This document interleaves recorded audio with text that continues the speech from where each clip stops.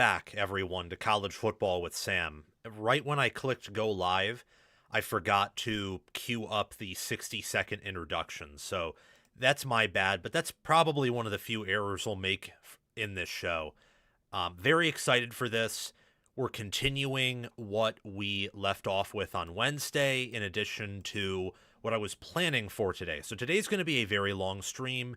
We're going to have a probably 10-minute intermission in the middle, and then if I need another 5-minute intermission or two, because this show's probably going to last 4 hours or maybe even push 5, we'll do that here. But if you have any super chats, if you have anything you want me to respond to, guaranteed, send those in. If you have anything interesting to say, you can send that in. I might take a few seconds to reply to it, and I'll certainly read it if it is interesting. I like to jot things down, like to respond to criticism. I'm inspired by a lot of your different ideas.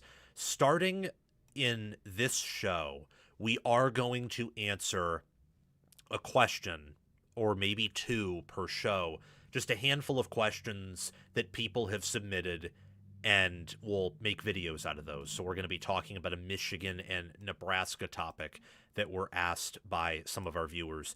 Make sure, if you haven't already, to like the show, subscribe to the channel, hit the notification bell, and just listen and sit back and relax. It's going to be a fantastic time. We're going to start off talking about the top 15 programs now in college football, and we'll also segue that into top 10 head coaches.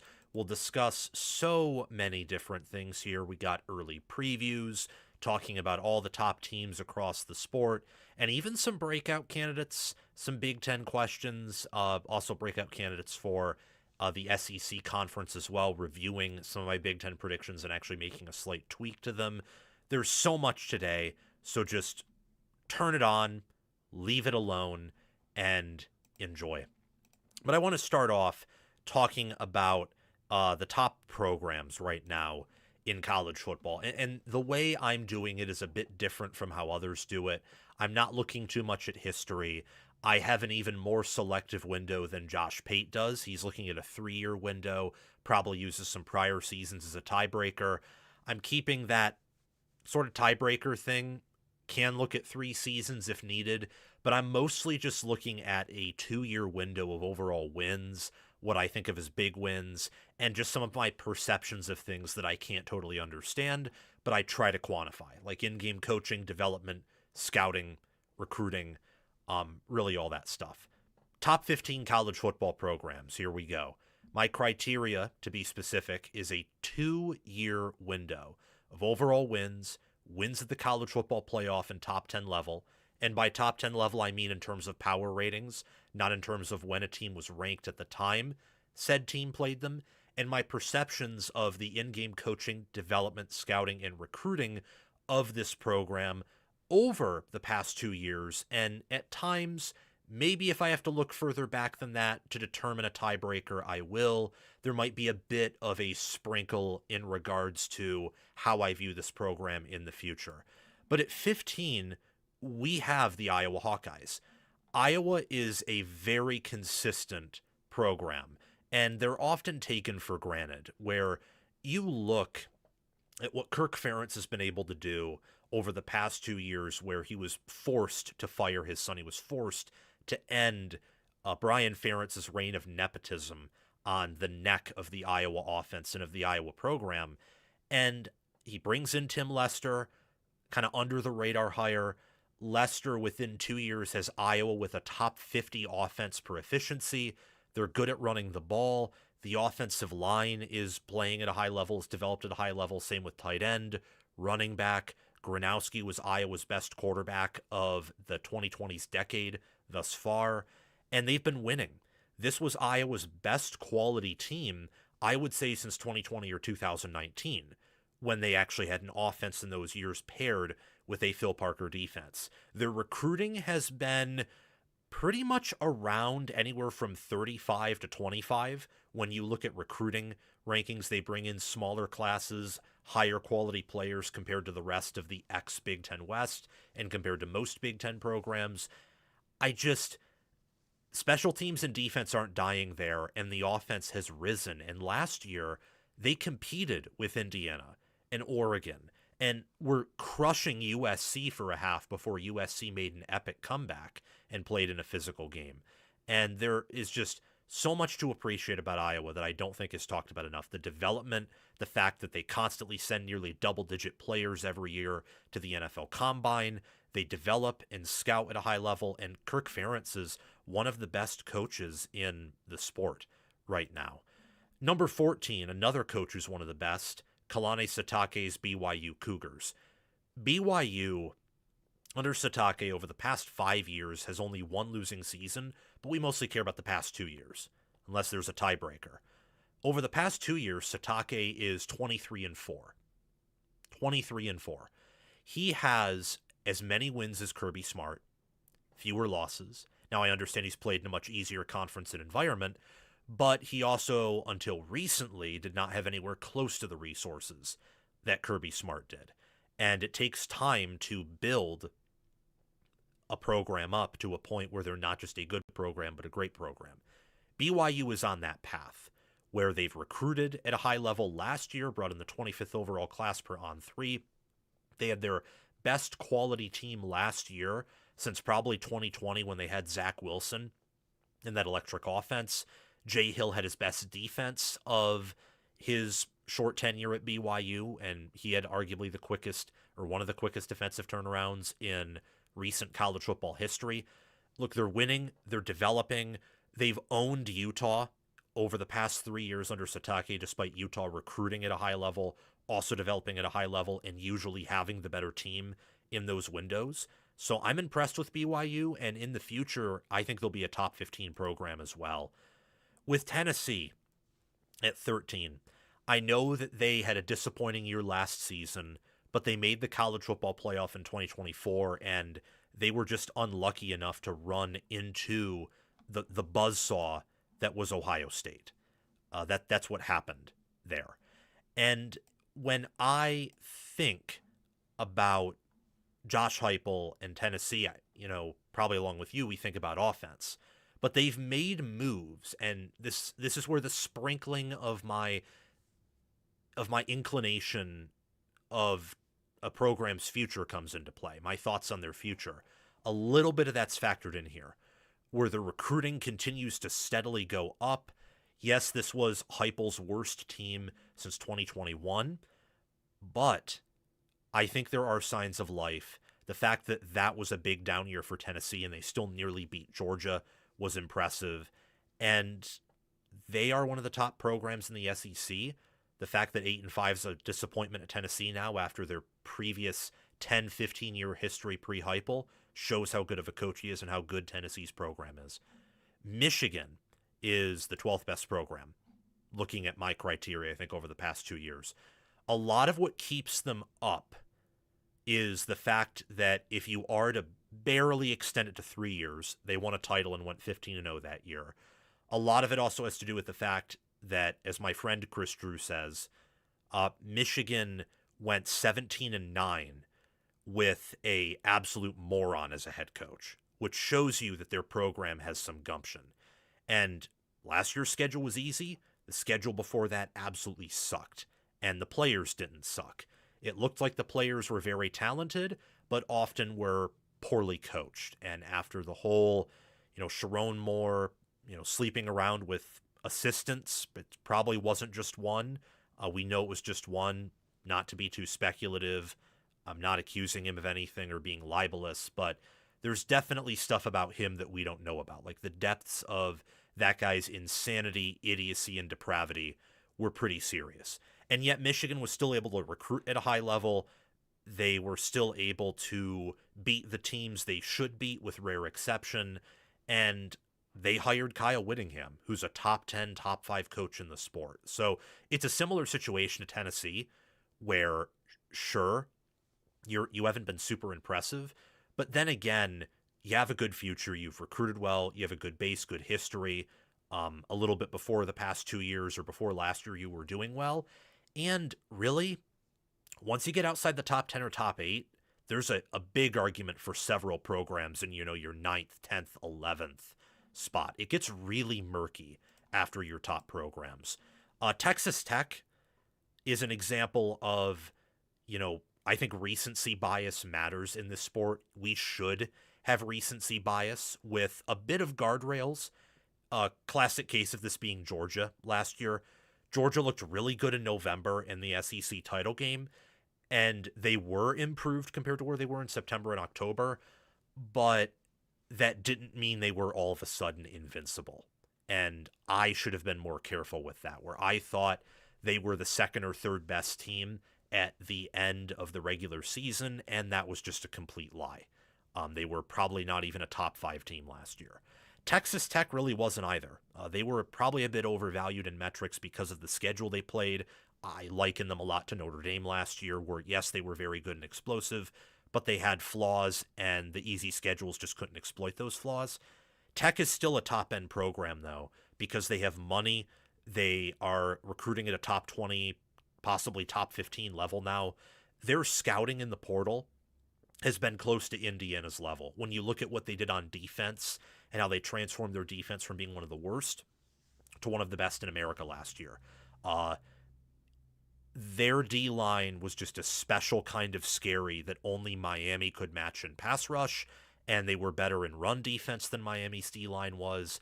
Remind me a lot of Indiana's D-line, where I think Texas Tech and Indiana probably had the most complete defensive lines in college football last year, and it's no coincidence that those teams are some of the best scouters in the sport. They have some of the best scouting departments. So Joey McGuire is certainly commanding a power in the Big 12 and a program that can become a national power very quickly. I know Oregon smoked them. I know they lost to a healthy Arizona State team. They only had one close loss, one close game. That was the loss to Arizona State. So in basically year one of a reset, they are very quickly moving in a right direction. I think over time they're only going to get better. Texas A&M is the 10th best program, breaking into the top 10 here. With A&M, what I like here is the fact that Elko has taken some of Jimbo Fisher's talent. He's taken a lot of transfers in and has scouted them and developed them well, and he came out and overachieved in year 2. So I love Elko as a coach.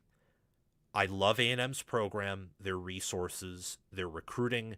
They've done a much better job scouting and developing recently. And they made the playoffs last year, honestly overachieving. When you look at how they played South Carolina, or how they played Texas or Miami, or how they played Notre Dame in Notre Dame's kind of infancy last year, they were probably closer to a 9-3 or 10-2 team than an 11-1 team.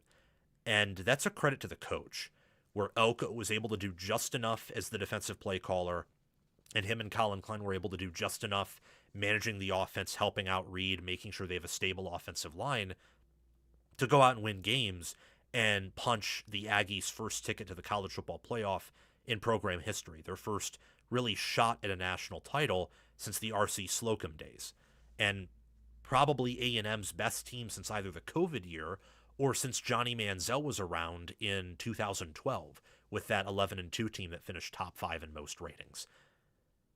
I'm not even factoring in their future here, just the resources, the talent acquisition, and the fact that Elko has built up Duke and now has revived Texas A&M, puts A&M in this top 10 based on their own merit. If we're to look in ahead a little bit, they might be a bit higher than 10th. They might be 9 or they might be 8. I think Ole Miss is 9th.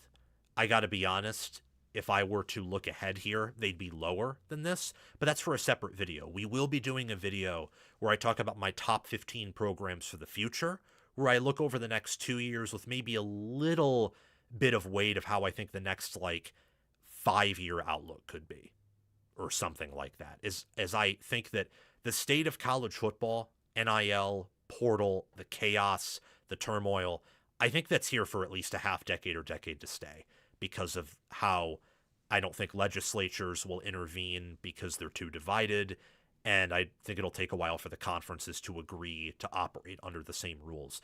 But in a 2-year window, to have a 23-5 record, to beat Georgia twice, to win playoff games with a DC as your head coach, and to lose everything off your roster from 2024 and reload the best you can without recruiting at a top 10 level is impressive. That is one thing I will give Lane Kiffin. Lane Kiffin knows how to build a program. He understands the meta for building a roster in the post-2021-2022 world.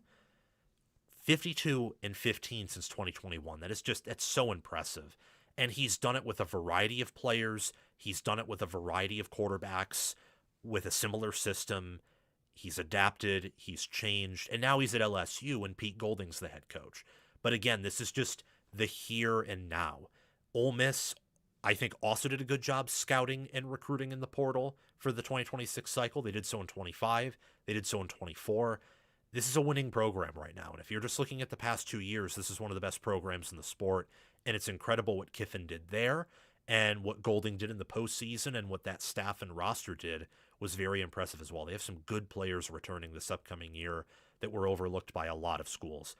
Alabama is the 8th best program, in my opinion. Lower on them than a lot, in part because I'm not really factoring in any of Saban's years. Saban is gone. It's not his program. And some reasons why he left are permeating into the current environment of Alabama. They can't dominate recruiting anymore. Why can't they dominate recruiting anymore? Well, they don't have the number one head coach. And even if they did, there's not a level playing field in payments. Even if you decide, hey, we're going to factor out programs that illegally paid players, even in that situation, it's the same because everyone's playing zero. So payments are equally zero.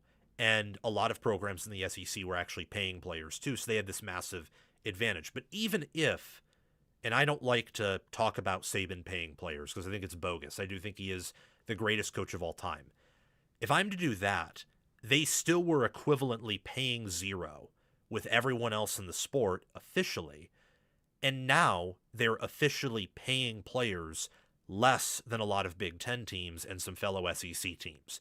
They have a disadvantage that they are dealing with that is inherent and that can't really be changed without really a seismic shift in donations. So they're dealing with some stuff that's outside of their control that hurts them. And I think you see that with how recruiting is steadily falling off somewhat. That's probably in part due to Saban, but also in part due to NIL. And the resources have fallen off. That's why they haven't had good portal classes. I know that Kalen DeBoer is a good scouter. I know that he's a good head coach.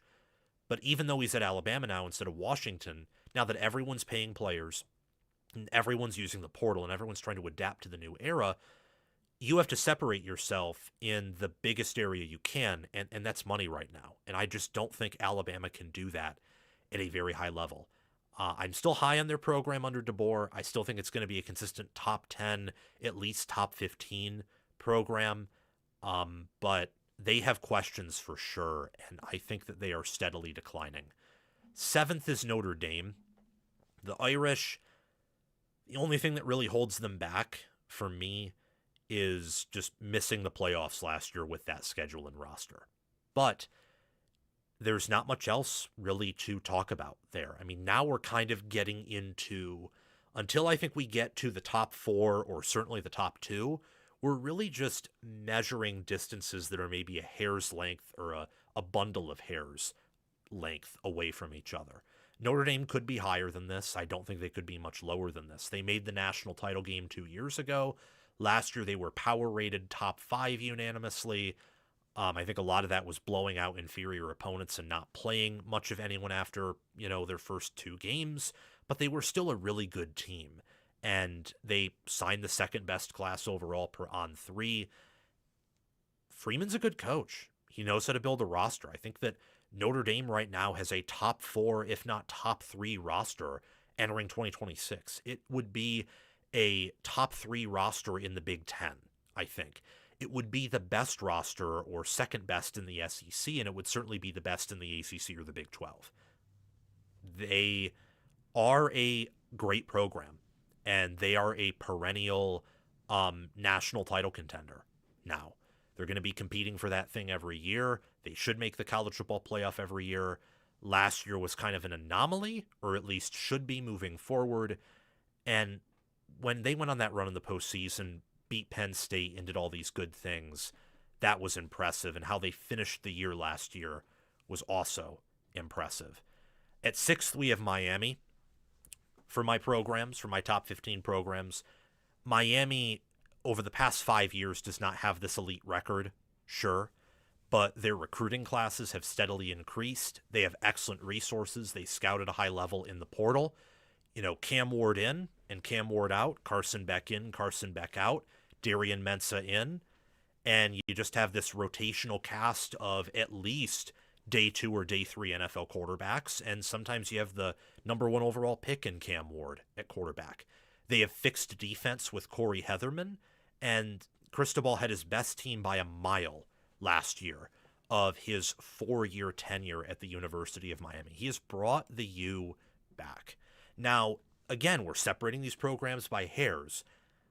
I think Notre Dame is going to be a better team than Miami this coming season. They have a better roster. They also have had more consistent success over the past 3, 4, or 5 years. I'm mostly looking at 2, and Miami is the one who went to the national title game last year, not Notre Dame.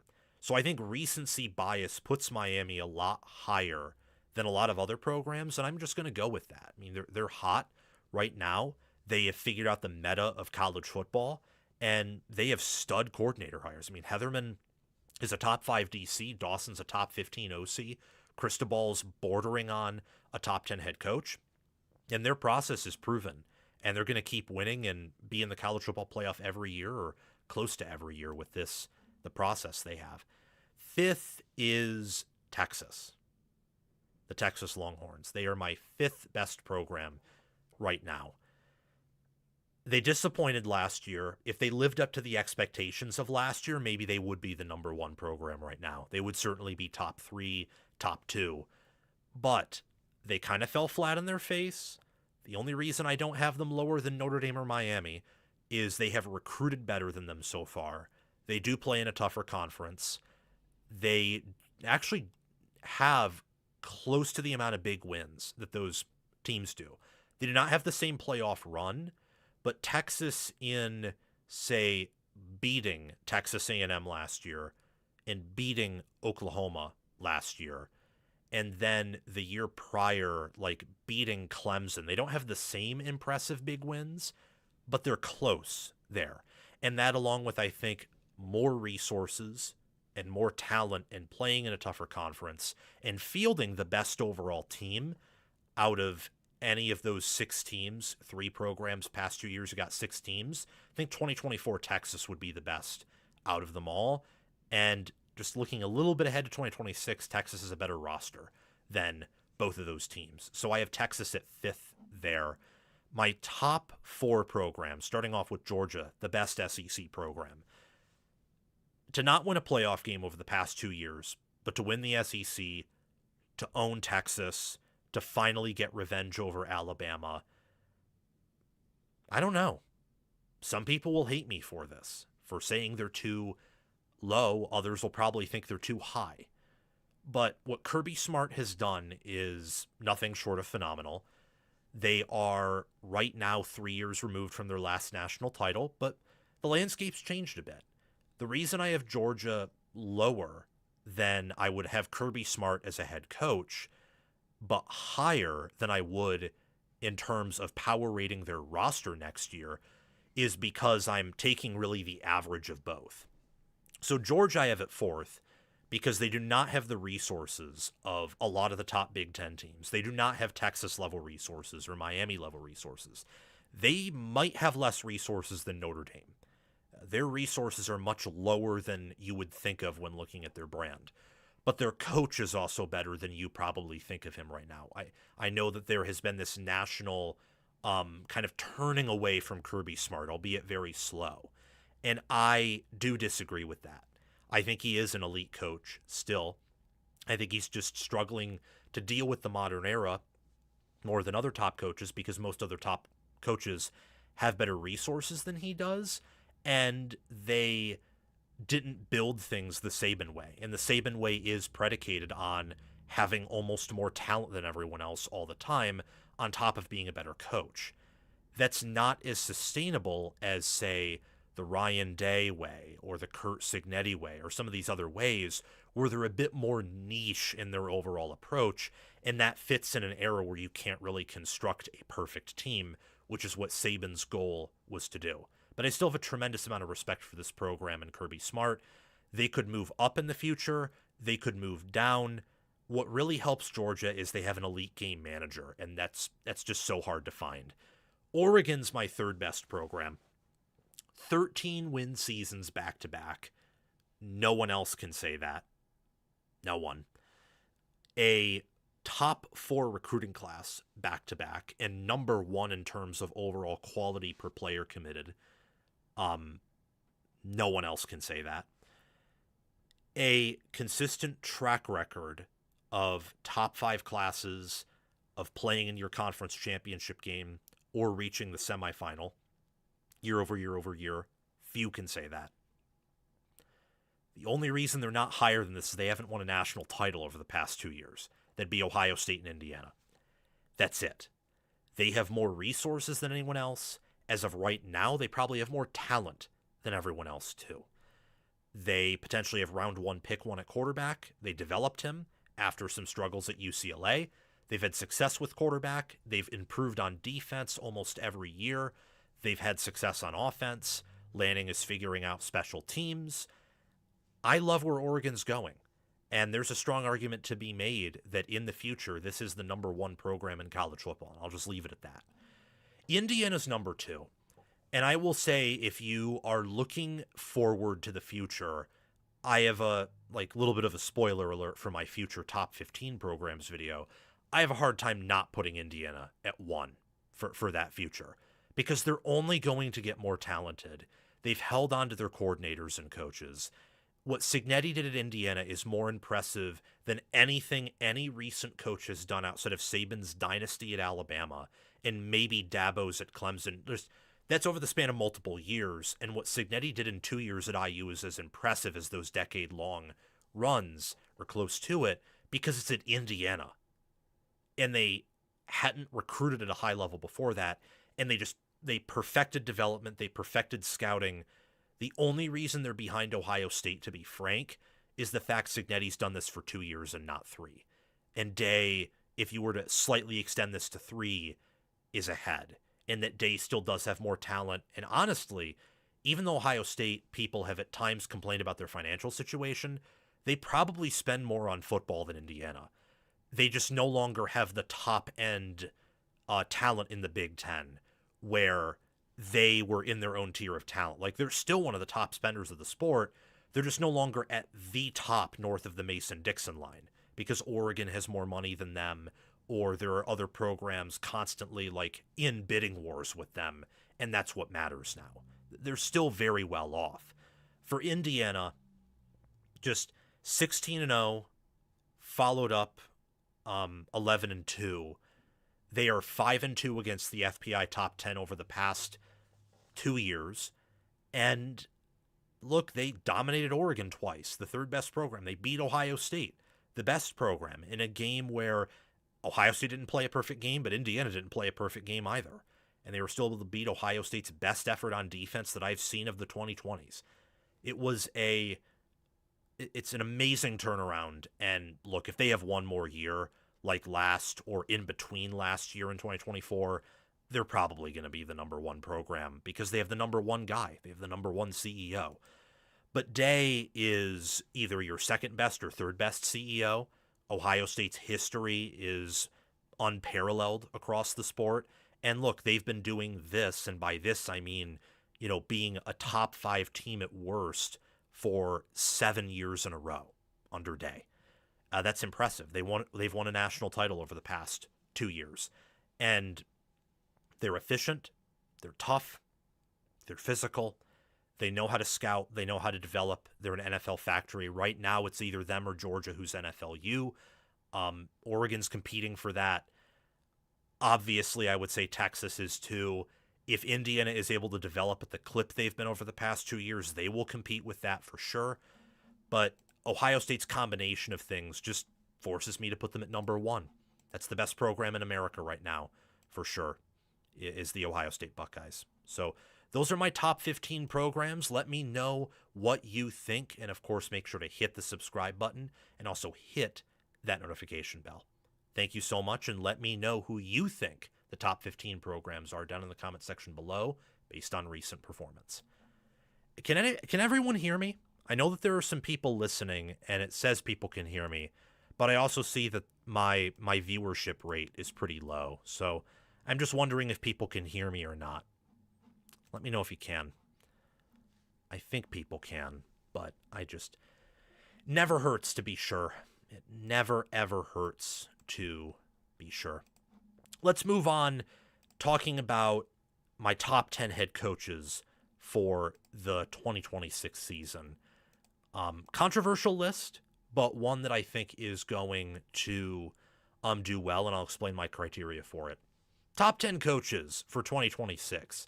My criteria is a flexible window that really is how many games did X team win due to coaching, and how consistently has the head coach fielded a good team relative to the resources he has. It is very relative. I think it's very hard to truly rank accurately top 10 coaches, whether at the coordinator positions or the head coach, but we're going to try it since people do, and I do think it's very fun. At number 10, we have Steve Sarkisian in year 6 at Texas. 48-20, 70.6 win percentage. In 2024, they were the SEC runner-up, lost to Ohio State in the Cotton Bowl, who eventually won the national title. They could have won that game. They are 0-3 against Georgia over the past 2 seasons, and they are 0-2 against Ohio State. So it's a program that has just struggled to break that glass ceiling, but they're right there. Right there. And look, they beat Oklahoma, they beat A&M. They're rivals both of those years, but they just couldn't beat those top dogs, Georgia and Ohio State, who entering last year were probably your top 2 programs, and now are still top 4, with Ohio State being 1, and as we just talked about in the last segment, I think Georgia's falling off a little bit, but not by much. Sarkisian just is so close to breaking that glass ceiling, and he's built Texas to be a power, which is why I have him top 10. My question with him is some of the game planning, game management, adjusting to what opposing coaches are doing. I really think that Day and Smart have punked him in games, even in games where Sark has had matchup advantages or straight up had the better team on that given Saturday. An example of that is the 2 Georgia games in 2024 where Texas had the better team and the more talented team, and Georgia just kicked their rear in the trenches both games and beat them, crushed them the first time. An example, too, is Ohio State last year, where on that given Saturday, Texas outgained them in yards, if not for Texas having some very boneheaded calls on 4th down, and yes, Ohio State did help to stop them. The plus 100 yards they had and the far superior rushing attack they had could have beaten Ohio State and Columbus. And it was just Day and Kirby Smart making better play calls, making better in-game adjustments, and coaching around them. And also, I don't care that it was in the swamp, but losing to Billy Napier or nearly choking a lead to Arizona State and just having some of those inconsistencies, I don't think helps your case either. But he is a top 10 head coach. I have a lot of respect for him, and they're going to compete for a national championship this year. At number 9, we have Marcus Freeman. Marcus Freeman is a program builder. I have him ahead of Sark because I think he is a better game day coach than Steve Sarkisian. And he's not working with as many resources. Notre Dame has resources. They have pockets. They do not have Texas-level pockets.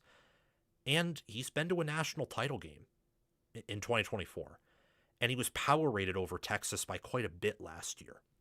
So, yeah, better win percentage overall over, the past half decade, close to it. But also, regardless of that, just looking at recent history, who has done more with the roster they have? I think the answer is Marcus Freeman. So I have him as my 9th best head coach right now. And if there's one thing Freeman can improve on, if there is one thing, it's similar to all these coaches who aren't at the top. It's the fact that he's 0-3 against Ryan Day and his 1 win against Kirby Smart is when Kirby Smart's team was banged up and they had Gunnar Stockton making his first career start. And that game was close. Notre Dame just won the turnover battle and had a kickoff return for a touchdown, but that was really close. So that's about the only thing I would say, and that's nitpicking. It's the same thing with Sark. These are all wonderful coaches. It's just do a little bit more with the resources you have. But you can pretty much ask every coach in America outside of Curt Cignetti to do that. This next one's going to be very controversial, but I think it's the right move. We have Kirk Ferentz at 8. I'm trying to prevent myself from dying of laughter on show because people will tune out the minute I say that, or they'll say I'm an idiot, or they'll get really mad. But Kirk Ferentz has a 10th of the resources that Marcus Freeman does, and probably a 15th of what Texas does. That might be an exaggeration, but I also don't think it is, because at some point in college football, you add $1 million, and that million it's no longer diminishing marginal returns. If anything, I could argue it's the inverse, because you're just separating yourself by another million from the second best team. And that allows you to just be that much deeper than the second best team and be the clear number one. Kirk Ferentz is a veteran who's been able to adapt to the modern era. How do I mean that? What do I mean by that? I mean that the offense has improved, the defense has steadied out even without the Big Ten West, and they were close to a top 15 team last year with Iowa's resources and Iowa's talent. They played Indiana close, they played Oregon close, they played USC close. I mean, when you think about it, and when you adjust Iowa's wins for the talent they have, their loss to Indiana or loss to Oregon was probably as impressive or more impressive than any win Texas or Notre Dame had last year. So I just appreciate coaches that do more with less. I think that Ferentz is kind of a Walmart Kyle Whittingham, and I love Kyle Whittingham. We'll get to him in a few slides. So I have Ferentz at 8th. I'm willing to lower him if they disappoint this year and if they finish around 7 or 8 wins, which is what their early win total is. If they win 9 or 10 games, which is what I kind of think they'll win, he's going to stay here and probably ahead of some coaches that no one else puts ahead. No one else puts behind him like I do. We have Mike Elko at 7. For Elko, it's pretty simple. You rebuilt Duke, who sucks, who has a bad history, and you rebuilt Texas A&M. That's kind of it right there. I could end my case there because few other coaches would do that. Build Duke into a solid program and then go on to Texas A&M and revive them in 2 years.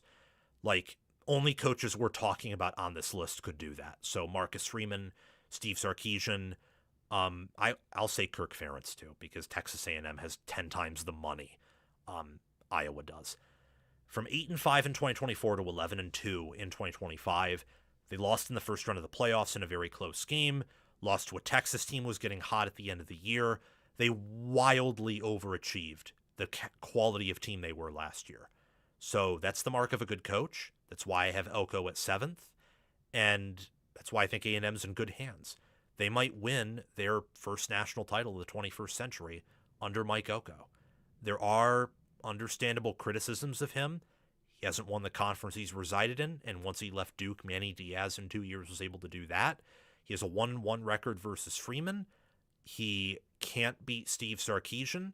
I understand that. I just think that given context and when he took over the job, he was working at a disadvantage compared to a lot of his other top competitors, and he's been able to punch with them pretty consistently, and at Duke, punch above his weight class. People also have to remember that a lot of A&M's team last year and the year before were transfers that he scouted and not high school recruits. So he has done a good job scouting his roster as well.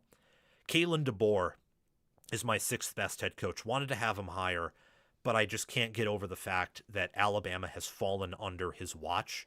20-8, won over 70% of his games, just barely over that at Alabama. Honestly, his tenure there hasn't been bad.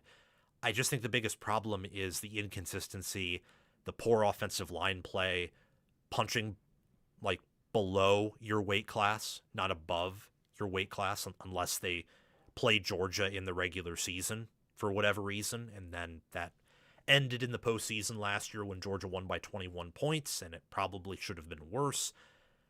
3 losses versus unranked teams, some losses that were particularly bad against Oklahoma in 2024, Florida State last year. They're just inconsistent week to week. If they're hot, they've at times looked like the best team in the country in both years, but there have been other times where they don't even look like a top 10 team overall, and that is concerning with the talent he has. Nonetheless, he did rebuild Washington, got them to the national title game. He had a 25-3 record there, and he has a 20-8 record at Alabama through 2 years. And I don't think Saban left him as good of a plate of food as a lot of people would argue. Breaking into the top 5, we got Dan Lanning. Dan Lanning, I have a little bit more respect for than his peers, that being Sarkisian and Freeman, because Lanning has beaten Ryan Day. And I know that later that year he got absolutely depantsed, but Freeman in the national title game got depantsed. He did. It just, his comeback was a few points better than Oregon's, but they never really had a chance in that game to win, even though at one point it was technically one score. That was similar to when Oregon made that 15-point run after being down 34 points. It's like, oh, well, maybe this could get interesting, but in reality, it really never was going to be interesting. He has that one win. Oregon is more talented than those other 2 teams, and he got there a year later. Like, Freeman was there for 2 years as a DC. Sark was at Texas a full year before. He's technically 1 year behind those programs in a variety of ways, and yet has won the Big Ten, has reached the college football playoff semifinal. He's beaten Ohio State. He's beaten Texas Tech. He's had some other impressive regular season wins, like he beat USC, just like Marcus Freeman did. He beat a good Iowa team on the road, just like Curt Cignetti did. His only fatal flaw is the same as Sarkisian's, and it's the same as Marcus Freeman's. They just have not beaten the top dog yet. But when you go a little bit below that, I think he has better areas than those 2 do. So that's why he's 5th, and they're 10th and 9th. But the margin between a lot of these top coaches, I think, is pretty small. After the next coach we'll talk about, there is a little bit of a drop-off from 3 to 4. Dan Lanning, first-round QB, made Dylan Gabriel into the best QB that Gabriel ever was, even though he was a 6th-year guy, turned Bo Nix into a first-rounder and a successful NFL quarterback. 2-2 in the CFP, 1-1 against Ryan Day. Made the college football playoff for 2 years in a row, which Texas and Notre Dame can't say, and made it as a top half seed, getting a home game this past year and getting the number 1 overall seed in 2024. He's done a really good job, and I think he is the next coach to join that Curt Cignetti, Ryan Day, and Kirby Smart level if he does win it all in the next few years, and I think that he certainly will. Kyle Whittingham is at 4th.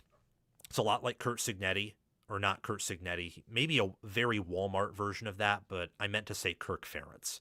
Maybe I had a bit of a Freudian slip there because I'm a Michigan guy. In all seriousness, he's closer to number 10 on this list than he is to number 3. I think there's a top 3 in kind of everyone else here.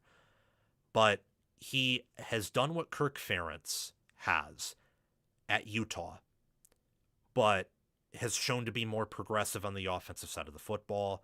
I think shows a bit more modern energy and aggressiveness that you want in this current era. I know they were 5-7 in 2024. I know that. But they were also top 10 almost unanimously in ratings last year. They were 2-2 against the top 25. Their only losses were somewhat competitive losses to an insane Texas Tech team and a BYU team on the road who is their rival and also has an excellent coach in Kalani Sitake, who just missed my top 10. And if they have another year where, they win, another 9 or 10 games in a row, he will probably be in the top 10. Because let's face it, someone in this list is going to disappoint. It happens pretty much every year. If it's Sark again, he'll probably fall out of the top 10 for me. If Freeman disappoints with the cakewalk schedule he has, probably falls out of the top 10 for me. If Kirk Ferentz wins 7 or 8 games, probably falls out of the top 10 for me, for example. If Kyle Whittingham wins 7 or 6 games at Michigan, probably falls out of the top 10. Whittingham's up here because he hasn't lost his fastball. He's won the Pac-12. He, much like Ferentz, has a sustained track record of success, but his highs are higher than Ferentz's highs. And his lows might only be lower than Ferentz's lows because he has never played in a league as easy as the Big Ten West. So that's why I have him in my top 5. Entering the top 3, there's a huge level up here. Ryan Day at 3rd. I had a debate with myself after a lot of people put Ryan Day ahead of Kirby Smart, and I understand why they did it. They did it because Day right now is a better roster builder and probably has been a better roster builder than Kirby Smart. Every year since 2022, if both teams are healthy, Ryan Day has the superior roster and he has the better athletes. And that is a 4-year thing. So that is close to a half decade where that's been the case. I do think Smart is a superior game manager, which is why I have Kirby ranked ahead of Ryan Day, is the game management. And I think that Kirby does a better job of doing more with less than Day does. But you also have to give Day credit for building such insane rosters year over year over year, where they are almost exclusively a top 2 roster. And there's maybe one team who has a better roster if healthy. In 2023, that was Michigan. In 2022, not really anyone. In 2024, not even close. In 2025, Indiana had the better team, but that's because they were better coached and a more balanced team, and they had a better scheme. Ohio State still had the number 1 roster last year. 3 years, over the past 4 years, having the number one roster that year, that's insane. That's crazy. And that's not just because of the brand Ohio State, which certainly helps recruiting tremendously. It's because of what Day does as a recruiter, developer, as a leader of young men. He's kind of ridden himself of the Michigan demons for now, and they weren't even really demons outside of maybe that 1 year in 24. A lot of people just refused to recognize how good of a coach Harbaugh was. It wasn't Day's fault that he lost to him 3 years in a row. His record against the top 10 since 2024 has been great. That run where I think they were, 6-1 versus the FPI top 10 that season. Yeah, I think they were 6-1 against the FPI top 10. It's insane. Last year they were 0-2 against the FPI top 10, but Texas was 11, so they were really close to being 1-2 there. First round quarterbacks, several first round receivers, won the Big Ten a few times, reached Indianapolis last year, won the national title the year before. One of the best coaches in America right now. Kirby, and Cignetti all have an argument to be number 1, depending on what you weigh. If you care about recent success, Cignetti has to be 1. If you don't care about recent success and you care more about longevity, that is where the door can open up for Kirby and for Day. If you care about roster building and longevity most, it's Day. If you care more about game management and planning, and maybe even development, because Georgia has produced more picks than Ohio State has over the past 5 years, despite not having, I would argue, the same athleticism, and they neglect more positions than Ohio State, like receiver. Then you would put Kirby at 1. I have Kirby at 2. I still think he has his fastball, but he is going through a period of learning himself, much like I think Day did a few years ago in reaction to the Michigan loss. So Day, when the portal era came around and NIL came around, at the same time that happened, he was dealing with a bad defensive hire, and Michigan punched him in the mouth. And then he made the right one in Jim Knowles, and Michigan was still able to beat him 2 years in a row, in part because it took Knowles a little bit to get, the jet going, to get off the tarmac, but also because Michigan was just a really good program and how the schedules aligned. But he learned his lesson. And now Day is recently having to learn the lesson of, hey, offensive line recruiting and development matters. Don't neglect it. Because if you do, your first-round wide receivers and your golden soldiers on the outside get completely neutered when you play a defense like Miami's or Indiana's. Smart had to learn before he won a national title that hey, offense matters. You got to get a good offensive mind. Now what he's learning is the roster construction part. And it's a more severe lesson than what Day is learning with roster construction, because Day has more resources, and that's literally it right there. Day has more resources, and Day, as the offensive line was dropping off, still had Brian Hartline, the best position coach of all time, to help compensate for that. Kirby Smart's Brian Hartline was Todd Monken, who left several years ago. And I think Mike Bobo is amazing. He's not Todd Monken. So Monken's been gone for a while. Your roster's been steadily dropping off because you don't have the most resources in the nation, and now everyone's doing NIL. So you're sliding down the pecking order in terms of payments. And yeah, I mean, it's been a lot of things that have aligned that are challenging Georgia. That's why I think they haven't had success in the postseason. But keep in mind, they're 3-0 against Texas, a top 5 program with a top 10 head coach. They beat Alabama last year, crushed them in the SEC title game. They did lose to Ole Miss. Each year they have a 1-2 record against Ole Miss. But they also played a murder's row of a schedule in 2024 and, crushed Tennessee, beat them again last year. Do I think their program right now is as good as a lot of other programs we've talked about? No. But I think a lot of that is outside Kirby Smart's control. Some of it is inside his control, though. He has to care about receivers. His neglect of receivers is like Day's neglect of special teams, except receivers score touchdowns, not field goals. He has to figure that out. And then we have Curt Cignetti. Cignetti's your best head coach. Unless you really, really care about longevity, I don't see how you couldn't put him at number 1. Smart, nor Day, nor anyone on this list builds Indiana into a 16-0 national champion. No one. There might be some on this list, but they wouldn't be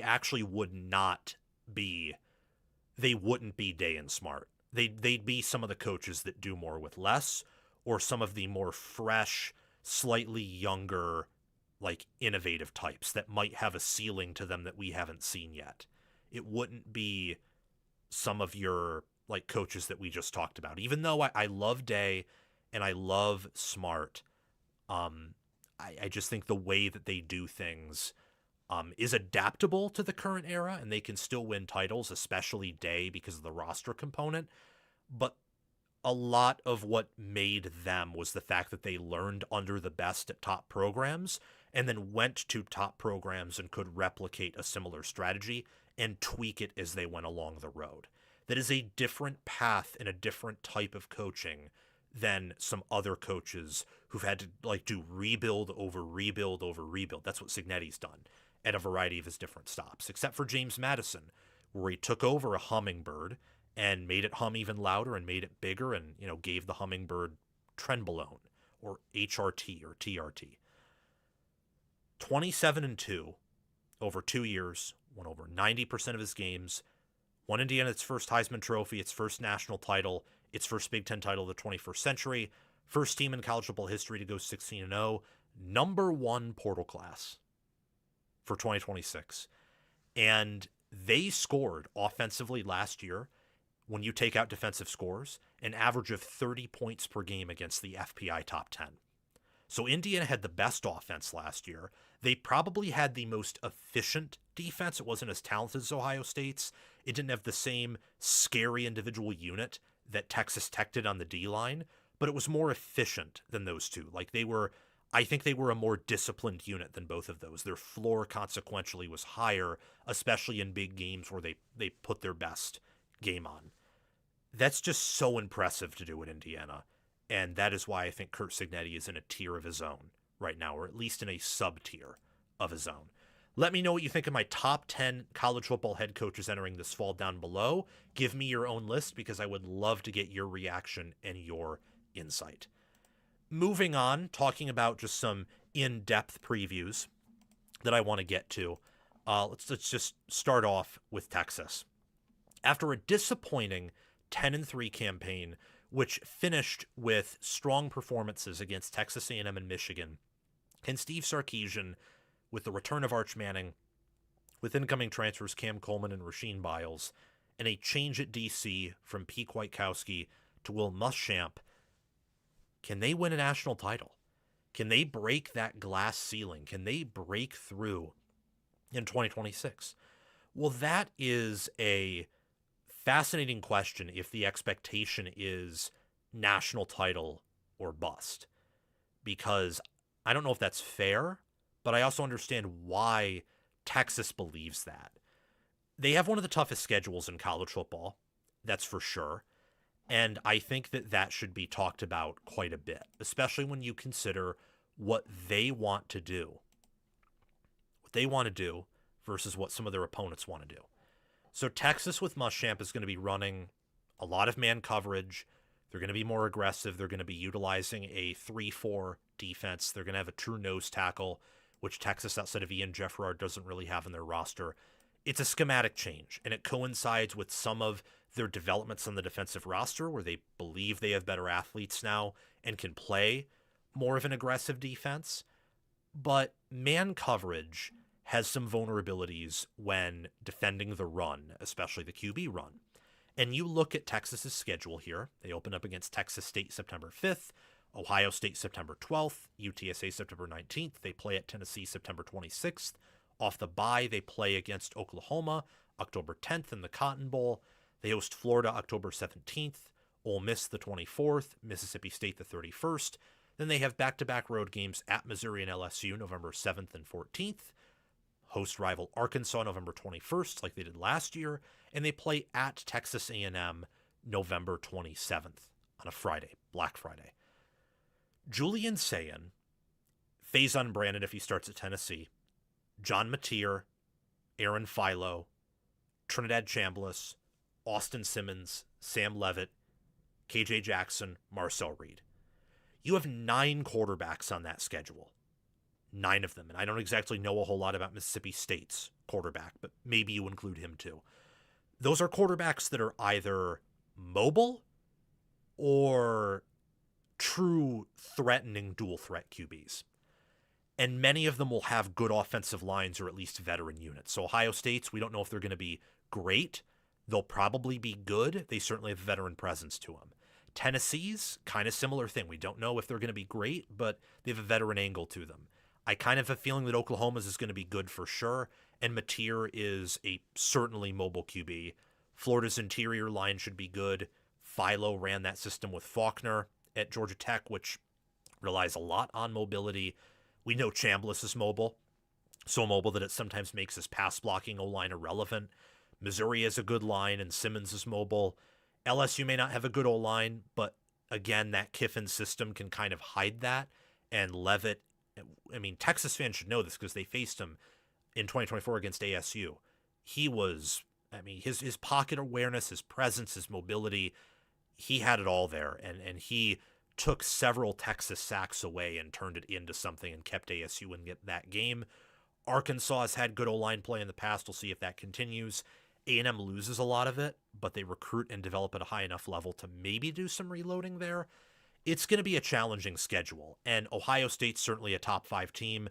Oklahoma is probably a top 10 team. LSU, Texas A&M, Ole Miss, and I would say Tennessee and even Florida too could also probably contend for being top 10 or certainly top 15. And I wouldn't want to leave out Missouri from that conversation either, at least for being a top 15 team. It is a challenging schedule, let me tell you. Now, Texas should expect to face this and attack it head on because they are a top-end program. Just look at this program trend here. Recruiting always in the top 5. Maybe if, you factor in some things, it's a bit lower than that. Like On3 had them as the 10th best class last year. But still high-quality players. A lot of special teams guys that probably weighed down the class because they never rate special teams players above a 3-star. They had their worst season since 2022, and I could probably argue the 2022 team may have been as good or actually better, especially given how Jekyll and Hyde Texas was last year, nearly losing to Kentucky, Mississippi State, losing outright to Florida in kind of a dominant loss where they got kicked around a bit. They've still recruited and developed at a high enough level where they should look at the schedule and say, oh, so our win total's 9.5? well, we should be going over. The over should be a lock here. We got to go 10-2. We got to go 11-1. Heck, we should go 12-0 with all the money we've put into this and the fact that we have the nation's best quarterback or something very close to that. So the schedule is challenging. That could present issues that Texas needs to take care of, but that should not change the expectation. Last year, they really were a great team. They were not elite. They really weren't even close to elite. When you're not top 10 in FPI, you're not close to elite, especially in the nature of college football now, where it's nearly impossible to build a perfect team. But keep in mind that almost all these impactful players for Texas on last year's team, which was definitely a top 15 team, flirted with the top 10 at the end of the year, all of their key players are either coming back or they're being replaced by equivalent or better talent. And that is on top of stacking elite recruiting class, on top of elite recruiting class, on top of elite recruiting class. Tyler Atkinson, for example, elite linebacker. He comes in and he's going to get to learn under Rasheed Biles. And they also bring back Ty Anthony Smith. That is a pretty good linebacker group where, look, you lose Trey Moore, you lose Anthony Hill, but you're going to reload there. You bring back Colin Simmons, you lose Cole Brevard. Okay, who cares? We're going to bring in Ian Jeffrard, and him and Hero Canoe and Alex January and Murad Watson will team up and make hopefully a deep defensive tackle group. What Texas needs to improve on is trench play, specifically on the offensive line. That was the thing that bit them in the butt. And the secondary, which I think should improve talent-wise, but the scheme may do a worse job of helping them out. Muschamp is going to leave his players on islands and trust them to do their jobs. They're going to need to make pretty big improvements on the offensive line and at defensive back. And I think based on their portal additions on offense, I think they will be a much better pass blocking team on the offensive line. And I loved the young talent they had at corner last year and what they return. I thought Grayson Littleton did a pretty good job. For the coaches, as the coaches are who determines how successful you are, what you win. Steve Sarkisian, I think Sarkisian is one of the best coaches in the land. A or A+ level coach. I think that, Cignetti, Day, Smart would be your A++. Those are your football geniuses right now. But look, Sark he's a great program builder. His game management can sometimes be questionable. He has yet to punch through that glass ceiling. But then again, who hasn't? It's so tough to get to that next level. It took Kirby Smart a while to get there. It took Ryan Day a good amount of time to get there. I know it didn't take Cignetti a whole lot, but that's only if you look at his time in Indiana. Look at his times, at the FCS and even D2, and it took him so long to get to the FBS and then get to the power leagues and then win it all. You got Kyle Flood, who is not the play caller, but has the OC title because him and Sark have a good relationship, and he's consistently one of their top-end recruiters and developers. His unit really struggled last year. I know they did a good job in the portal, but it is something to keep an eye on, does that struggle that Texas had last year, where I feel like O-line recruiting really caught up to them. They hadn't recruited well outside of maybe one player per cycle who was good several cycles in a row after they lost that Kelvin Banks, DJ Campbell class that they had.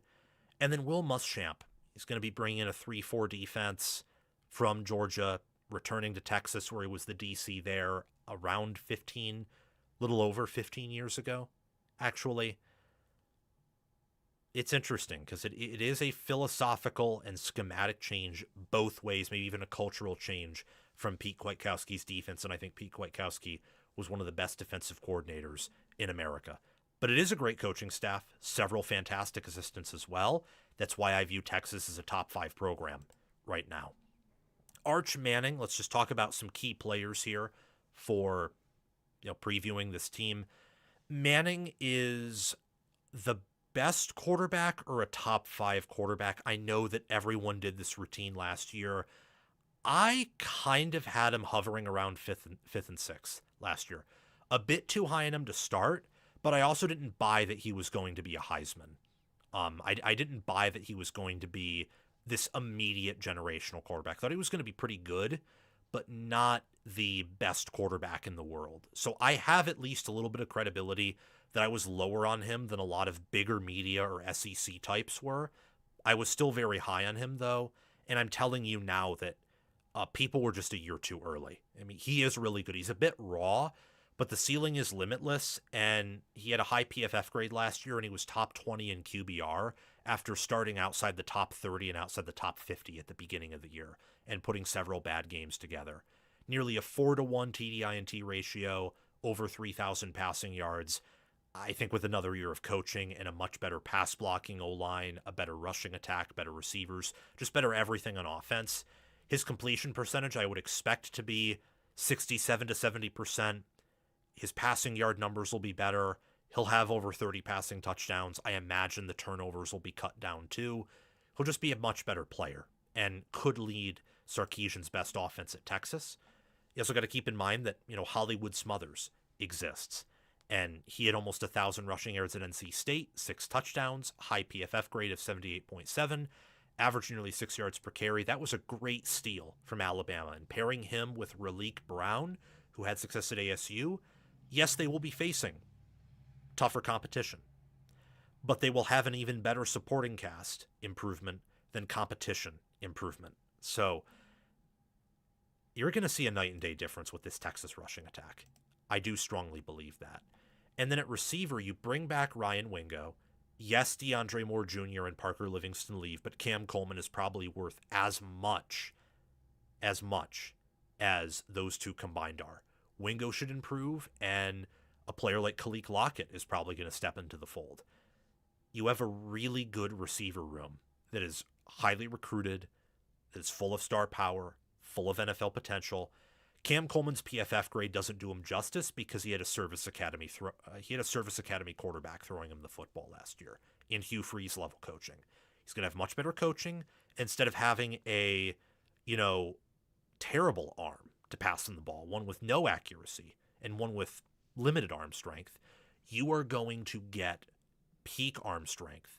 You are going to get more accuracy. You're going to get better coaching, and you're going to get a better rushing attack. You're just going to have everything better than what you had at Auburn last year, and a better situation, and you're probably going to feel happier because you'll be winning more and you're getting paid at a higher level. So it's an excellent addition. Colin Simmons for Texas. Colin Simmons is the best or one of the best pass rushers in college football. Much like Manning, having multiple alien-esque players is a prerequisite for winning it all. Most of the time, if not all of the time. He comes back. I do have questions about who he's being paired with. It really does seem at D-end and linebacker in particular that Texas basically has one alien and then maybe a potential alien or a potential great player, but they don't have a lot of production outside of one player at those two spots. Simmons is made for this aggressive Muschamp defense. Like, imagining him in a Dan Lanning, Kirby Smart Georgia defense is amazing. That would be amazing.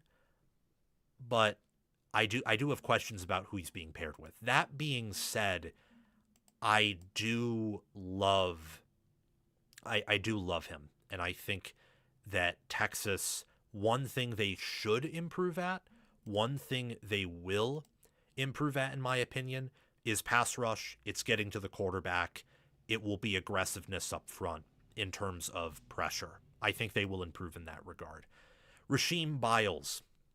This, I think, was the best addition because Michigan was competing for him, and he was the best linebacker in America last year or something very close to that. Very close to that is probably what I would side with, knowing Sonny Styles and Arvell Reese exist. And while Biles is a higher ceiling player than Aiden Fisher, Fisher was pretty much as perfect of a college player as you could get. But all of those players are gone. But Biles remains. And he played in a Randy Bates defense at Pittsburgh that was all about blitz, all about man coverage, all about aggression. Sounds a lot like the system he's going to be working in this year. Sounds a lot like that. So, scheme, he fits in hand in a glove. 4.5 sacks, 2 interceptions, 83.7 PFF grade, 100 total tackles, 2 forced fumbles. He's going to be electric in that system. It's just like Simmons. If you can get someone to pair with him, he's going to be even deadlier than he already is. Some other key players to pay attention to: Raleek Brown at running back at over 1,000 yards at Arizona State. Trevor Goosby, who I think is #1 offensive tackle next year. Ryan Wingo, a great receiver. Ian Jeffrard, the nose tackle in this 3-4 defense. And Bo Masco, him or I think Grayson Littleton will be the best corner on this team. So pay attention to these key players. If I had to give a prediction for this Texas schedule, I would go with 12-0, or I would go with 11-1. On average, you probably get 11-1 on average. And if there is one game I think Texas drops here, it would be to Ohio State. I think everyone else, they're just significantly more talented than, and I think they have better coaching than everyone else. I think Ohio State has better coaching than Texas still. Texas is the superior roster, but Ohio State has better coaching in some matchups that they could exploit.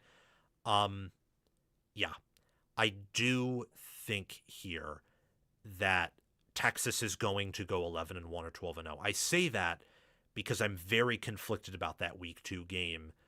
Very conflicted about that game with Ohio State, where Texas should win, but just because you should win does not mean you will win. That's my in-depth early prediction and preview for Texas in 2026. Most likely, you're going to get, I would say 11-1, 12-0 is the ceiling, 9-3 is the floor. I have them right now reaching the SEC championship game and losing to Georgia. I do think in the regular season they're going to find at least one loss that falls into their lap, just because I don't think they are the best team in the country or the most complete team, but they're certainly competing for both of those categories, and they have a top 2 roster along with Oregon entering this fall. Okay, I'm going to take an intermission here to get some water and do some other things. I know that we are about like 60 or 70 minutes in, so I'm going to take a little bit of a break now. When we come back, we'll finish the early previews. We'll probably have our next break after the condensed Big Ten predictions or the biggest questions in the Big Ten. Then we'll finish out the stream, and it'll all be good. So just make sure, if you haven't already, to like and subscribe, hit the notification bell, and just, have a blast. Can't wait to finish out this stream. We will see you guys very soon. Be back in 5 or 10 minutes.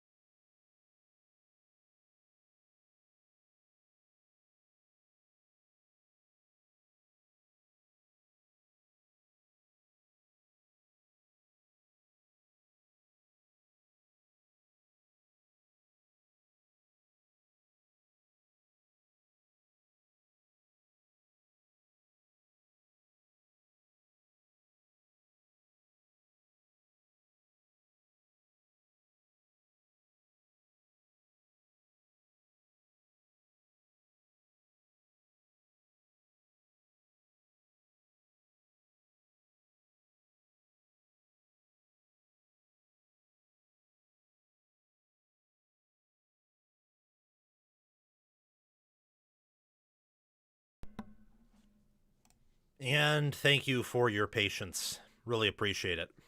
Really, really appreciate it. So let's talk about Alabama and previewing them. Kalen DeBoer is 20-8 with one college football playoff appearance and an SEC championship game appearance, but a loss there in his 2 years at Alabama. And yet there are a lot of questions, despite recruiting well, and I think having good coordinators, and being at Alabama, taking over for Nick Saban, getting to still have him in the building as an advisor. There's a lot of questions surrounding this team entering 2026. And I don't know. I think that maybe a bad hire there, here or there, quarterback being a little bit sketchy, the offensive line and running back rooms not panning out. There's just a lot that has been poor in regards to Alabama. There's a lot of not good football at different positions. So at the end of the day, that does fall back on the staff and on the program, and it's their responsibility to fix it. This schedule is the perfect opportunity to fix that. And it's the perfect opportunity because when you look at it, East Carolina at Kentucky, Florida State at home, South Carolina at home, Mississippi State on the road, Georgia at home, Texas A&M at home, Tennessee on the road. Tried to skip over that one. Third Saturday in October is sandwiched in between Georgia and Texas. Then off the bye, tough trip at LSU and at Vanderbilt, but then you got home games against Chattanooga and Auburn. This is an easier schedule for Alabama than what they had in 2025, and I think than what they had in 2024. It's a very workable schedule, and one where the young team has several games. I would say East Carolina through Mississippi State. So September 5th through October 3rd, they have a month to get their feet wet, to put their socks on, put their boots on, and go out and go to war by October 10th when they play Georgia. Expectations for Alabama, I think, are compete for the college football playoff. I mean, they went 9-3, then 10-2. Then this year, if they go 9-3 again, Alabama fans won't be happy. But I think you have to accept that you can't blow up the program because you don't get Nick Saban results. And I do believe, based on my time on social media, that a good portion of Alabama fans do understand that. And with, the upgrade in the coaching staff, especially on offensive line, I do believe that DeBoer should probably be given grace this year. And if they overachieve and reach the playoffs and win a playoff game again, then that would be a wonderful thing. Look at the trend of the program here. The wins have dipped down. They're not winning as many games. They're losing more games. Nick Saban didn't have a 3-loss season outside of his first year and his fourth year. DeBoer's already had 2 of them in 2024 and 2025. We'll probably have another one next year. The recruiting, slowly but surely, has fallen off. Same with the FPI efficiency and the total FPI score, which are not, you can't directly compare those year over year because FPI is a scale of the best team versus the worst team and all the teams in between for a given season. So you can't compare the top team in FPI from one year to the other year, look at the FPI score and say, the team with the higher score is better. That's not always how it works. But they have generally gotten worse year over year over year. And I can say that 2024 Alabama showcased a level of upside to it in that first half against Georgia that the 2025 team never really had. So this roster is in jeopardy of falling off quite quickly if changes and corrections and adaptations are not made. But also, the roster is good enough, and they've recruited and developed at a high enough level and won enough big games under DeBoer where I can confidently say this team isn't going to go 6-6 next year. It's not going to totally fall off a cliff. But they do have to change direction if they want to continue to be a top program as they've been used to being since, 2008. They were a good team last year. They were about the level of Texas for much of last year. Good in FPI, S&P Plus, game control. They beat Georgia and then did a good job controlling Vanderbilt, beat Missouri, dominated Tennessee. They were able to beat Oklahoma in the rematch. And now I know Losing to Georgia in dominant fashion sucked. Losing to Florida State stank. That Oklahoma loss was a bit disheveling. And then the mother of all losses, losing 38-3 to Indiana, was particularly humiliating. But Indiana also went 16-0, has the best coach, talent evaluator, and developer in the country. Alabama was a good, maybe great team last year with inconsistencies at a variety of positions, and I would honestly say pretty bad offensive line play, especially for the talent they have. I've given Ohio State a lot of flack, and I think understandably so. Ohio State's O-line post-injuries in 2024 and for all of last year was kind of a underwhelming unit, and I think the only way you could say otherwise was huffing copium. But Alabama's was a whole different level of disappointing last year. They actually had projected first-round talent there, which Ohio State did not. They couldn't pass block, and they couldn't run block at all. Alabama had no rushing attack. That was their one fatal flaw last year. The secondary was excellent. The receivers and quarterback, when they were healthy and played well, were excellent. If they had a Joe Moore Award caliber O-line and maybe a slightly better running back room, I mean, maybe they could have played Indiana much closer or even won the national championship. That would have been a much more complete team. But they don't have a whole lot returning from this team. They have the coordinators coming back, Ryan Grubb and Kane Womack, who I think are great at their jobs. And they have Kalen DeBoer coming back. Kalen DeBoer, I think, is a top-end coach. But they, outside of that, just basically have Zabian Brown, Red Morgan, Dijon Lee Jr., Bray Hubbard, and Keon Sabb. They basically have their secondary, Yanze Pierre, a few younger players, Ryan Williams, and Daniel Hill coming back. That's pretty much it. Or Ryan Coleman Williams, I should say. That is not a great way to build a top-end roster.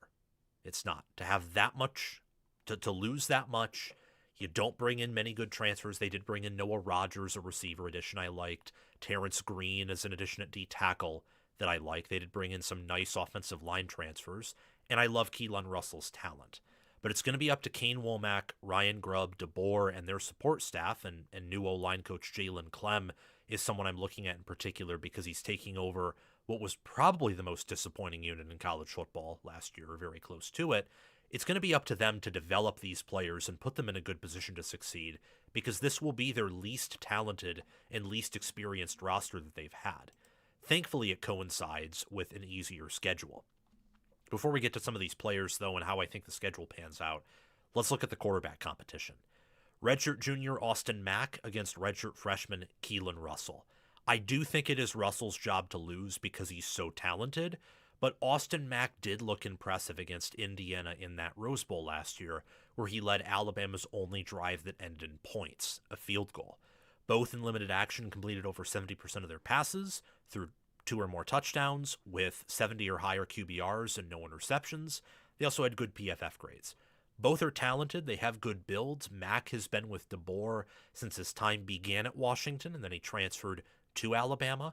Keelan Russell was initially committed to SMU, flipped late to Alabama, and was with them for a year last season.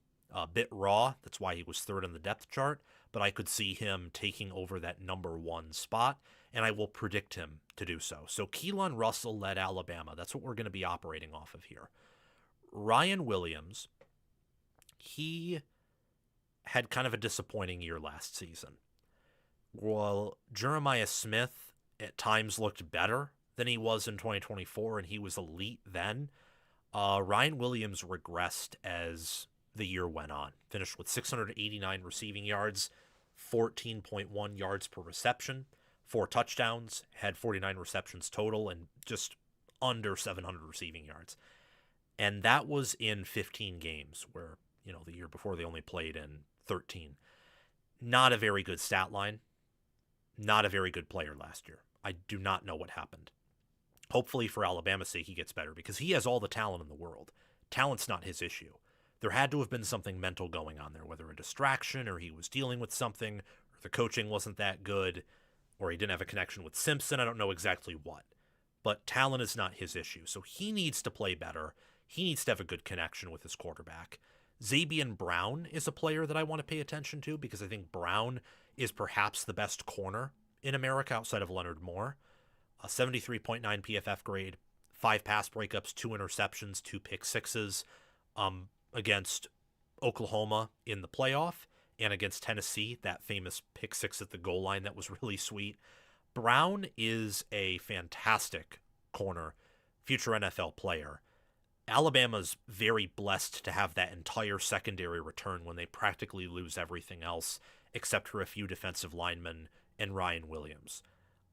It's going to be a rebuild on offense. It'll probably be a rebuild on parts of the defense, but this secondary had an argument to be the best in America last year and looked like it for different parts. So having that return is critical. I highlighted a lot of these players here. Dijon Lee Jr., great corner. Yanze Pierre, outside linebacker edge type player, 6'3", 248 pounds. Qua Rousseau and James Smith left. Losing depth hurts, but at the end of the year they weren't playing as much, and that's because Yanze Pierre and London Simmons were pushing them for playing time, and they did rather well. Latsier Brooks and London Simmons were true freshmen last year that did a really good job. They made plays against Indiana. They made plays especially against Oklahoma, where they were featured a ton. And then Terrence Green as an incoming transfer is probably my favorite incoming transfer outside of maybe Noah Rogers for the Crimson Tide to help bolster that defensive tackle group with the loss of Tim Keenan to the NFL and James Smith transferring out to Ohio State. This team, to me, screams 8-4 or 9-3. They can go 10-2 with this schedule, but given the roster constraints, I think their ceiling is 10-2 or 11-1.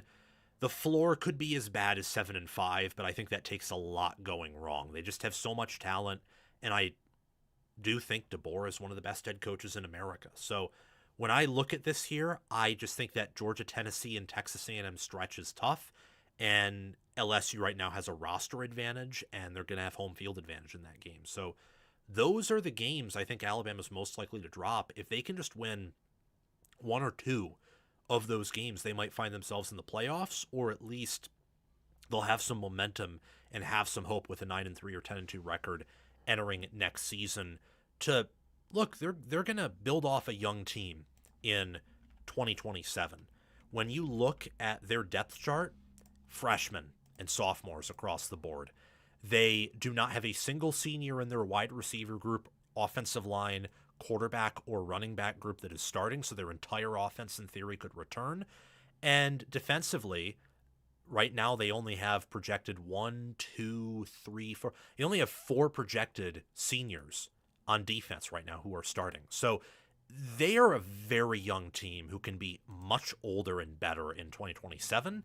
And I think that as long as they survive and advance to 2027, it will be a good year for Kalen DeBoer and the Alabama Crimson Tide.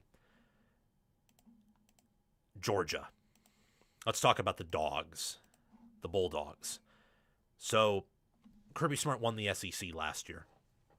Georgia has had tremendous success. Georgia has had tremendous success under Kirby Smart. Even in the past 2 seasons where they have not won a playoff game, they are, just doing quick math in my head here, they're 23-5.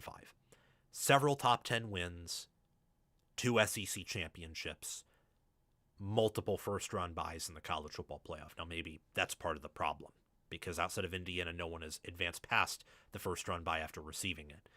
But anyway, they've still disappointed in the postseason. I think they've overachieved and shown Kirby Smart's genius in the regular season.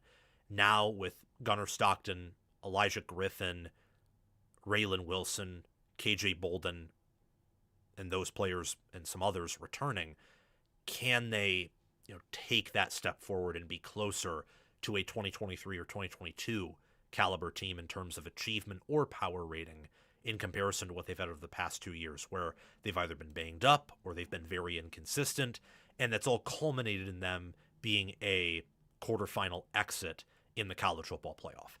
For Georgia, what should encourage you if you're a Bulldogs fan is that the schedule aligns. I have not seen a schedule for Georgia this easy in a while, if not maybe ever. So Tennessee State, Western Kentucky, those are your first two non-conference games, September 5th and 12th. You obviously have the non-conference matchup with your rival Georgia Tech at the end of the year. At Arkansas, Oklahoma at home, Vanderbilt at home, at Alabama, Auburn at home, a bye October 24th, Florida neutral field, at Ole Miss, Missouri at home, and at South Carolina. That is your SEC slate of 9 games. You avoid LSU, you avoid Texas, not that either of those teams have been your problem recently, and I don't think any roster outside of Oklahoma and Florida maybe come close to matching yours on this schedule. I see the schedule and I think Georgia could go 12-0 with this, and their win total was released today at 9.5. They could also go 11-1.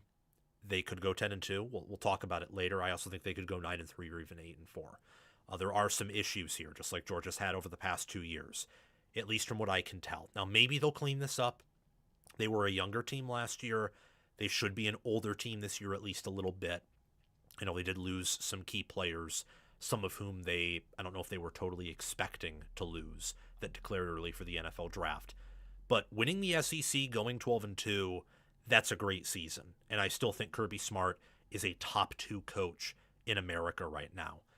Georgia always expects to do well regardless of schedule. Having an easy schedule is just simply going to help here, where when your toughest game is either at Alabama or Oklahoma at home or Florida neutral field, and you have better coaches than they do, you have better coordinators than they do, and you have a recruiting talent advantage, as long as you develop well, you should have a better roster than everyone on your schedule by quite a comfortable margin.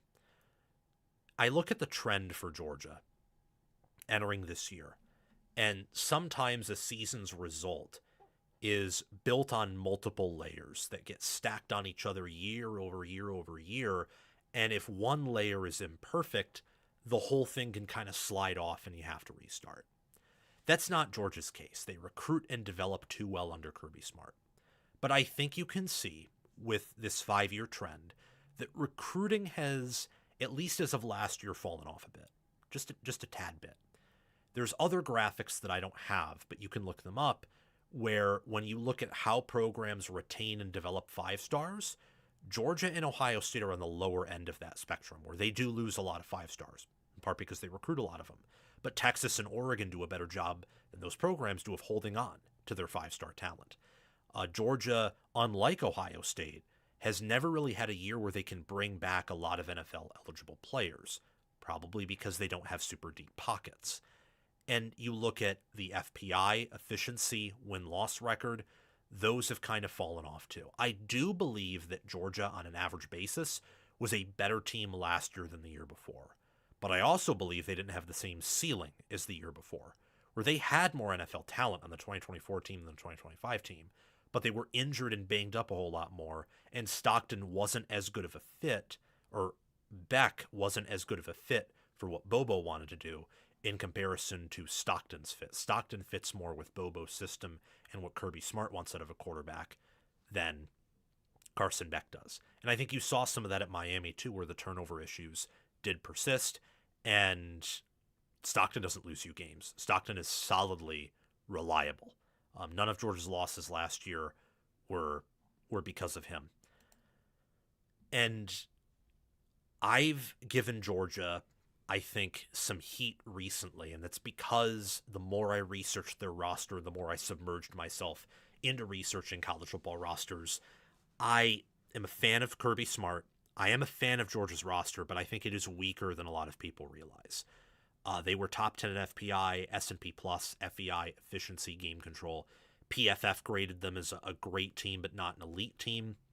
In terms of EPA per play, margin, success rate margin, points per play, and yards per point margin, a lot of those are key statistics, especially EPA success rate and points per play. Yards per point can easily be inflated by good special teams play and field position, or poor special teams play of your opponents. Georgia was not top 15 in those categories. Georgia was a team where the margins were very close and they came out on top due to good coaching and sometimes just having better players that could make the one game-changing play in a close matchup. They were a great team, but make no mistake about it, they were not an elite team. They were not as talented as Ohio State or Oregon. And in a two-deep look, they were not as talented as Indiana. They were not as good as those teams. They were not, honestly, because Georgia's recruited very well on the D-line, and they've recruited very well on defense, and yet that was a weakness of theirs last year. Last year, they didn't seem as developed as those teams either, or as developed as, say, a Miami, who was older but looked a lot more complete and put together even with some of the issues that they had. They were still the SEC's best team, though, a very down year for the SEC, but they still had a top coach in America who was able to, I think, punch above his weight class. They played Florida close, they played Alabama close, they played Tennessee close, they played Georgia Tech close, and the Texas game was probably a little bit closer than the final score indicated, and they won all those games, and they outcoached all of those teams with the exception of Alabama, and when they rematched with them, well, it was like kind of a microcosm of the Rose Bowl Oregon-Ohio State rematch. The better team won, and they won by a lot in the rematch. So I put all of that in context to say that this staff is good, the schedule is workable, and they return a lot from what was a imperfect but great team last year. Georgia should expect to make a playoff run this year. They should absolutely expect that. They should expect to at least win a playoff game. There should, as my friend Chris Drew says, there should be some pressure on Georgia to win a playoff game here. You have Mike Bobo, who a lot of people disagree with me on this, but I think Mike Bobo is a great offensive coordinator. Georgia simply does not have Todd Monken, who's not just a great OC, he's an excellent OC. Would be the top OC in college football right now, if he were here. And also, you have to consider that Georgia does not have the offensive talent that they did under Todd Monken. They do not have the receivers, the tight ends, the offensive linemen, and heck, maybe some of that's on Bobo, but that's probably more so on Smart and the position coaches who are more so the recruiters here. Bobo is the OC, and he probably does help in recruiting, but he is just, one piece of, the 10 or 11 coaches that can go on the road and recruit anyway. So I think he's a bit overhated. Glenn Schumann, if anything, is the one who deserves more criticism. Glenn Schumann was viewed as a top DC for years, and every year post-Lanning, the defense has gotten worse and worse and worse in efficiency metrics. They were 15th last year in that category, and Ole Miss torched them. Alabama was able to game control them the first time around, even with minimal rushing. And look, Indiana would have put points up on them. Oregon would have put points up on them. They could not get after the quarterback to save their life. Tennessee shredded them. It was not a great defense. It was just a good defense. And it kind of reminds me a little bit of what Michigan had. This is actually coming to me like right now. I didn't think of this before the segment. It's kind of reminding me of what Michigan had with Don Brown. You had a good system, you had a good scheme, great players, and everything slowly and surely got worse. This is a huge year for Schumann, because on paper, things should get better. You return a lot on your defensive front. You've recruited well enough to reload there. You bring back KJ Bolden. You bring back Ellis Robinson. You do bring in some transfers. The defense should be the same, or really it should be better, especially up front. Your D-line should be much better than it was last year. If it gets worse again, we might be heading to the Don Brown system where it just gets worse until eventually you got to get fired because it's so bad. So this is a huge year for Glenn Schumann. Do I think that will happen? No, I think Glenn Schumann is better than Don Brown. But is the trajectory on now a 4-year path of just constant regression? Also, yes. So it's a big year for him. For Gunnar Stockton, I think he is a top 10 quarterback, maybe a top 5 quarterback. Completed nearly 70% of his passes, had over an 80 PFF grade, was 6th in QBR with 24 touchdowns and 5 interceptions, nearly a 5-to-1 TDINT ratio. He is not the problem for Georgia. He is a wonderful quarterback who is solid and knows the system well, is mature, is a leader. I love Gunnar Stockton. I think he's a very underrated player. Even though he does not have the highest upside in the world, he might have the highest floor of any quarterback. And that is very valuable in a modern era where look, we have not had Joe Burrow since Joe Burrow. C.J. Stroud never won a national title.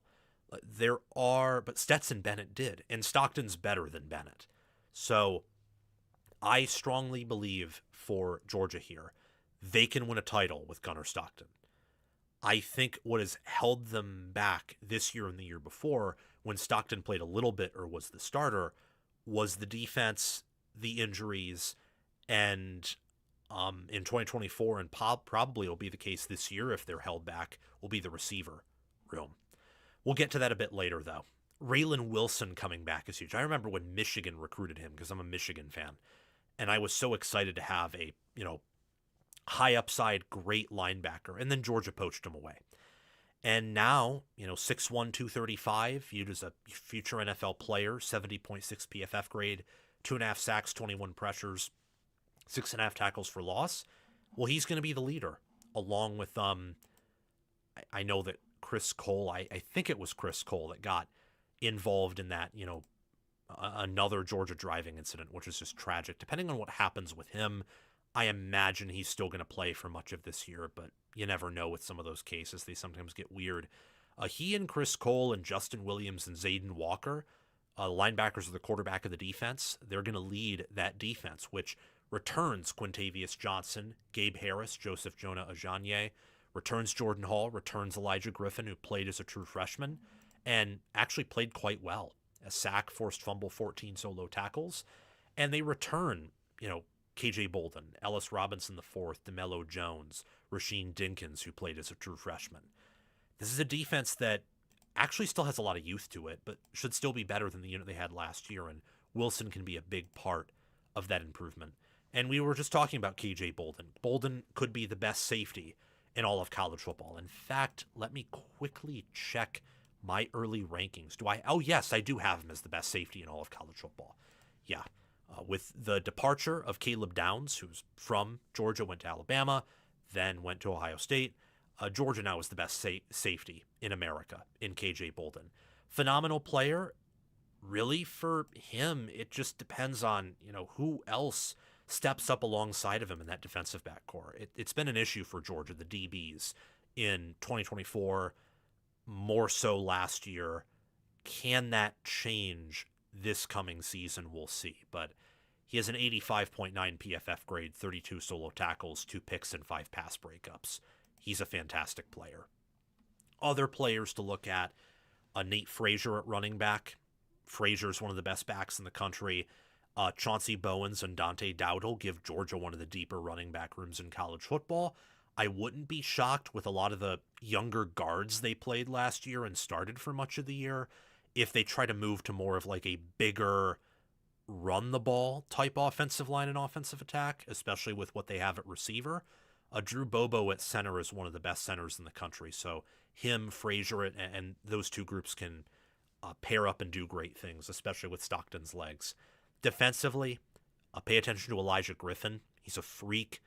I think he's one of their future, first-round NFL defensive linemen, one of their best defensive tackles that we've seen in quite some time, and that's even with Christian Miller in recent memory. Look out for Chris Cole at linebacker and Ellis Robinson IV at corner. A lot of talented players. See, all these players are 4 stars or 5 stars at a high school. It just depends on what the staff does with them and how things align throughout the year. I have Georgia going 11-1. That's what I'm thinking of Georgia in the regular season. And just to add a little bit of, SEC champion flavor, I do think as of right now they win the SEC. Ceiling of 12-0, floor of 9-3. I think most likely they're going to lose to one of these teams, even with the easy schedule. They're 9.5 win total with this schedule, which is a very workable schedule. It's easier than most Big Ten schedules I look at. The 9.5 win total with that schedule tells you that in the same way I have some concerns about this roster, the books do too. Ohio State with this schedule probably has a win total of 10.5. Oregon with this schedule, I was saying possibly and then merging that with could, and then I paused because I'm thinking they might have an 11.5 win total with that schedule, like juiced heavy under, obviously. But this is not a challenging schedule by SEC or Big Ten standards. This is one of the easier schedules in those groups, and yet the win total's at 9.5.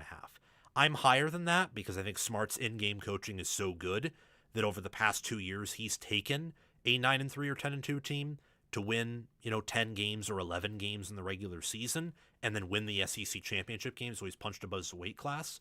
I think something similar is going to happen here, but I wouldn't be shocked if they were worse than that. The loss to Oklahoma I have pegged because Oklahoma, with their defense, you're going to need receivers to beat them. You're not going to be able to easily run on that defense, and they have receivers, and their offensive line should improve. So they should be able to protect Mateer against a questionable pass rush and target some of Georgia's weaknesses in the secondary with their receivers. And I don't think Georgia will have an easy time moving that defense. So I think that's the most logical game they're going to drop outside of maybe at Alabama or Florida on a neutral field, who can also punch with them roster-wise. I trust Kirby Smart to at least win 10 or 11 regular season games and get to the playoffs.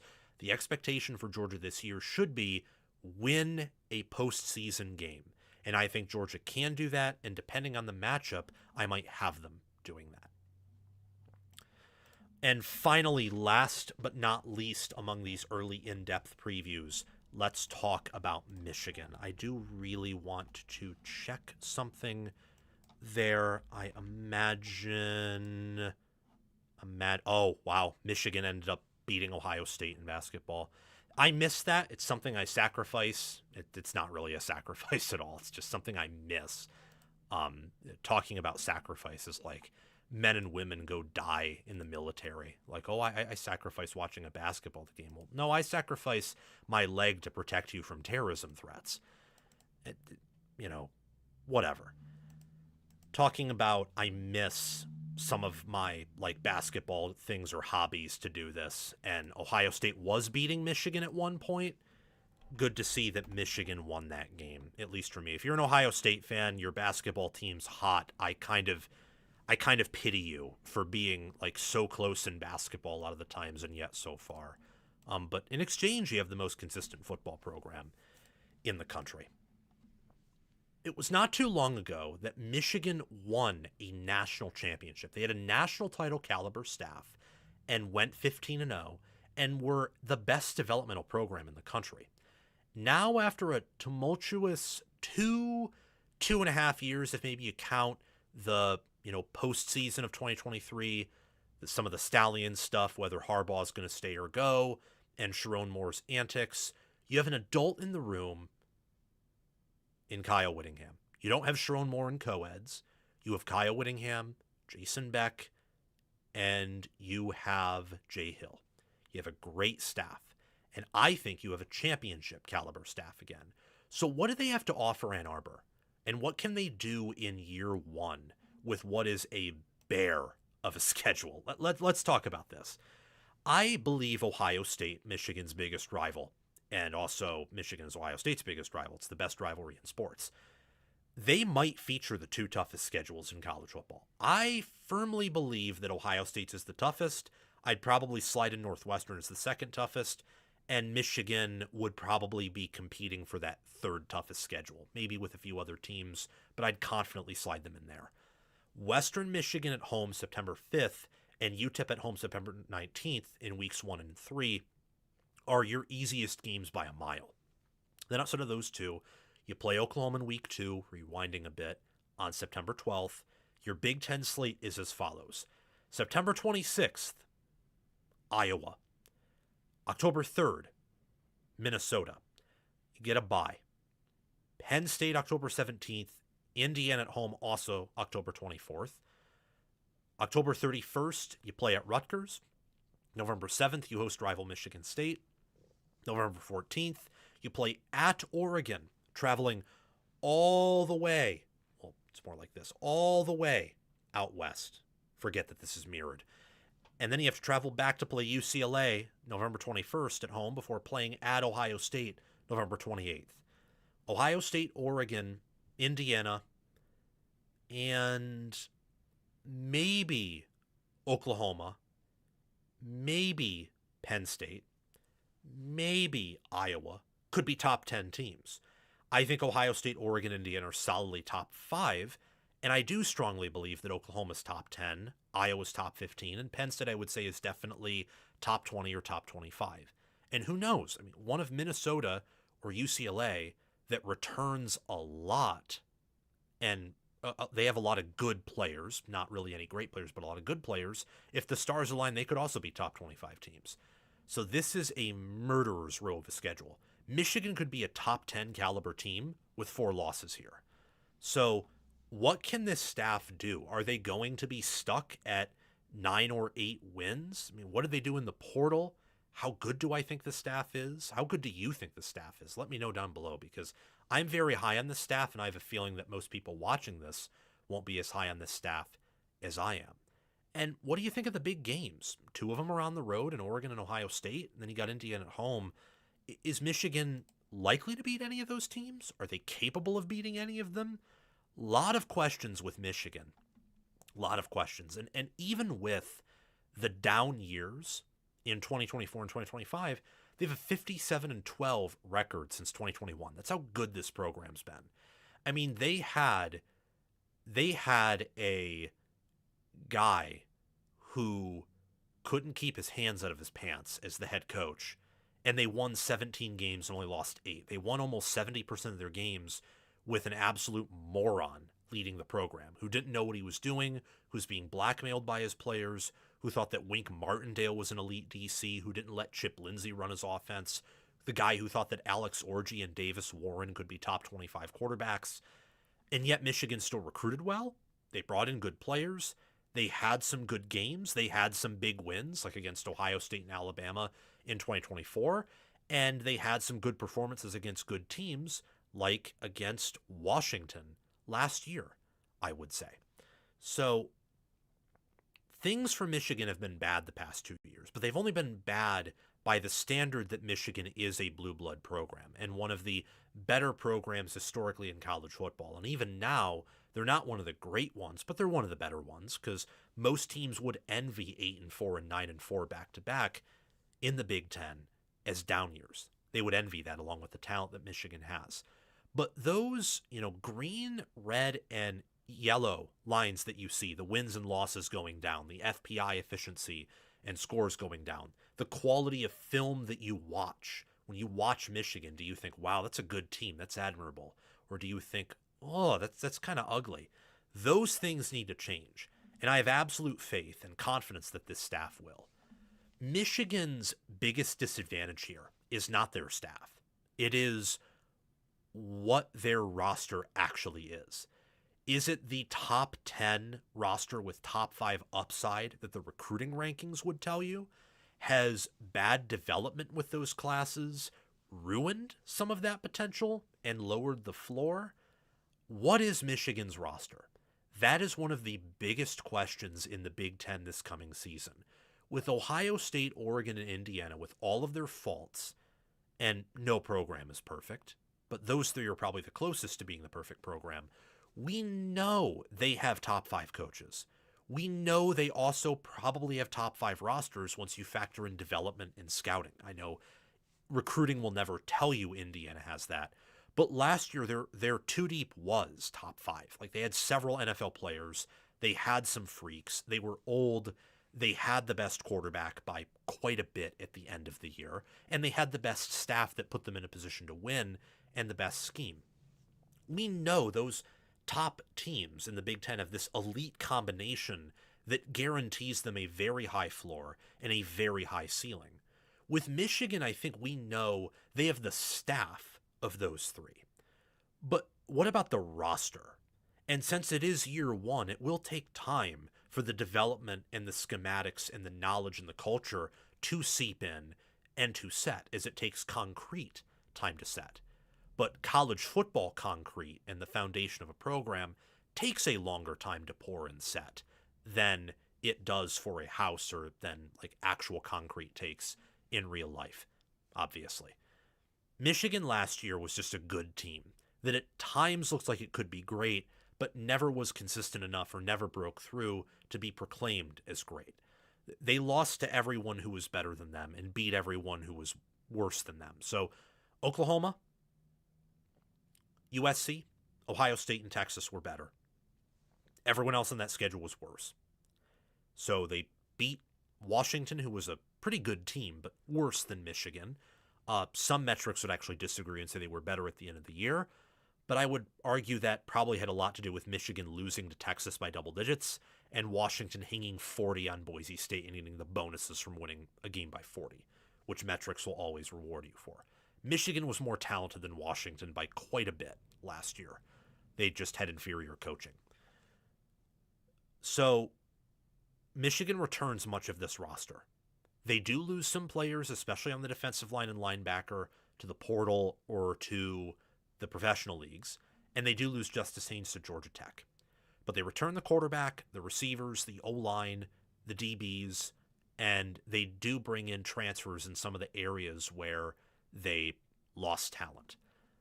Talking about the coaching staff here, I want to convert you, if you haven't been converted already, to the idea that Kyle Whittingham is a top 10 coach and possibly top 5.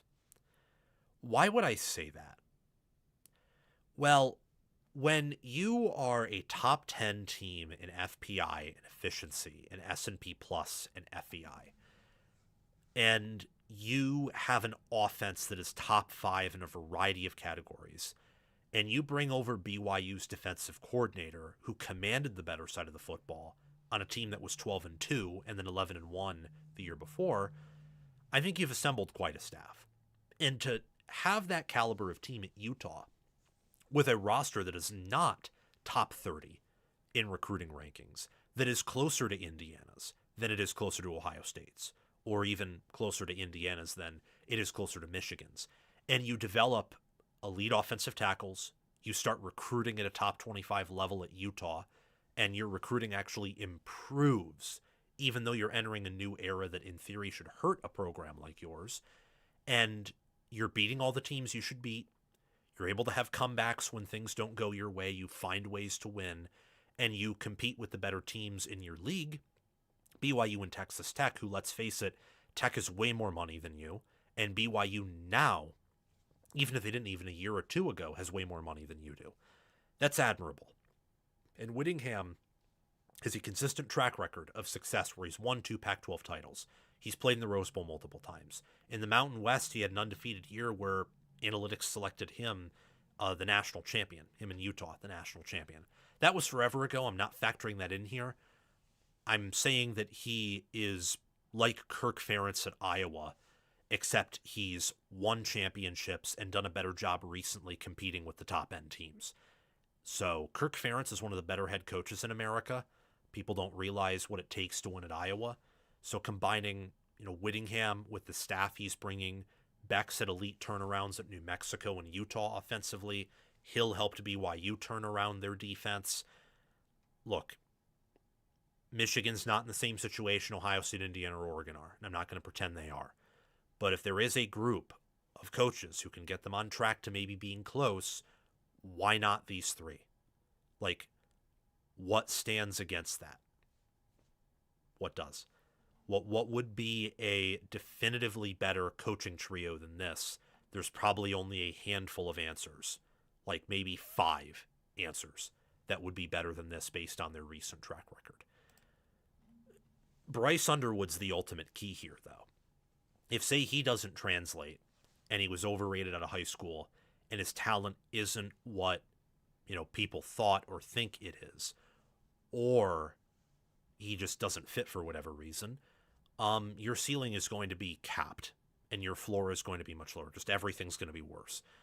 He was a good player, but certainly not great and very far from elite. He looked very raw. Mechanics got worse as the year went on. He just struggled. And I understand why. He didn't have a ton of receivers.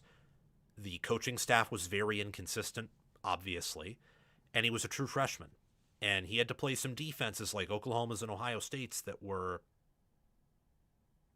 like really freaking good. So I would expect him to take a big step forward under Jason Beck, given his history with Devin Dampier, given his history with other quarterbacks like Brennan Armstrong at Virginia, where he was a part of that offense when Armstrong was good, and he never really recovered from that. I would expect him to have success next year and be a much better quarterback than he was at the end of 2025. But Andrew Marsh also plays into this too. Michigan was very blessed to get both Underwood and Marsh back.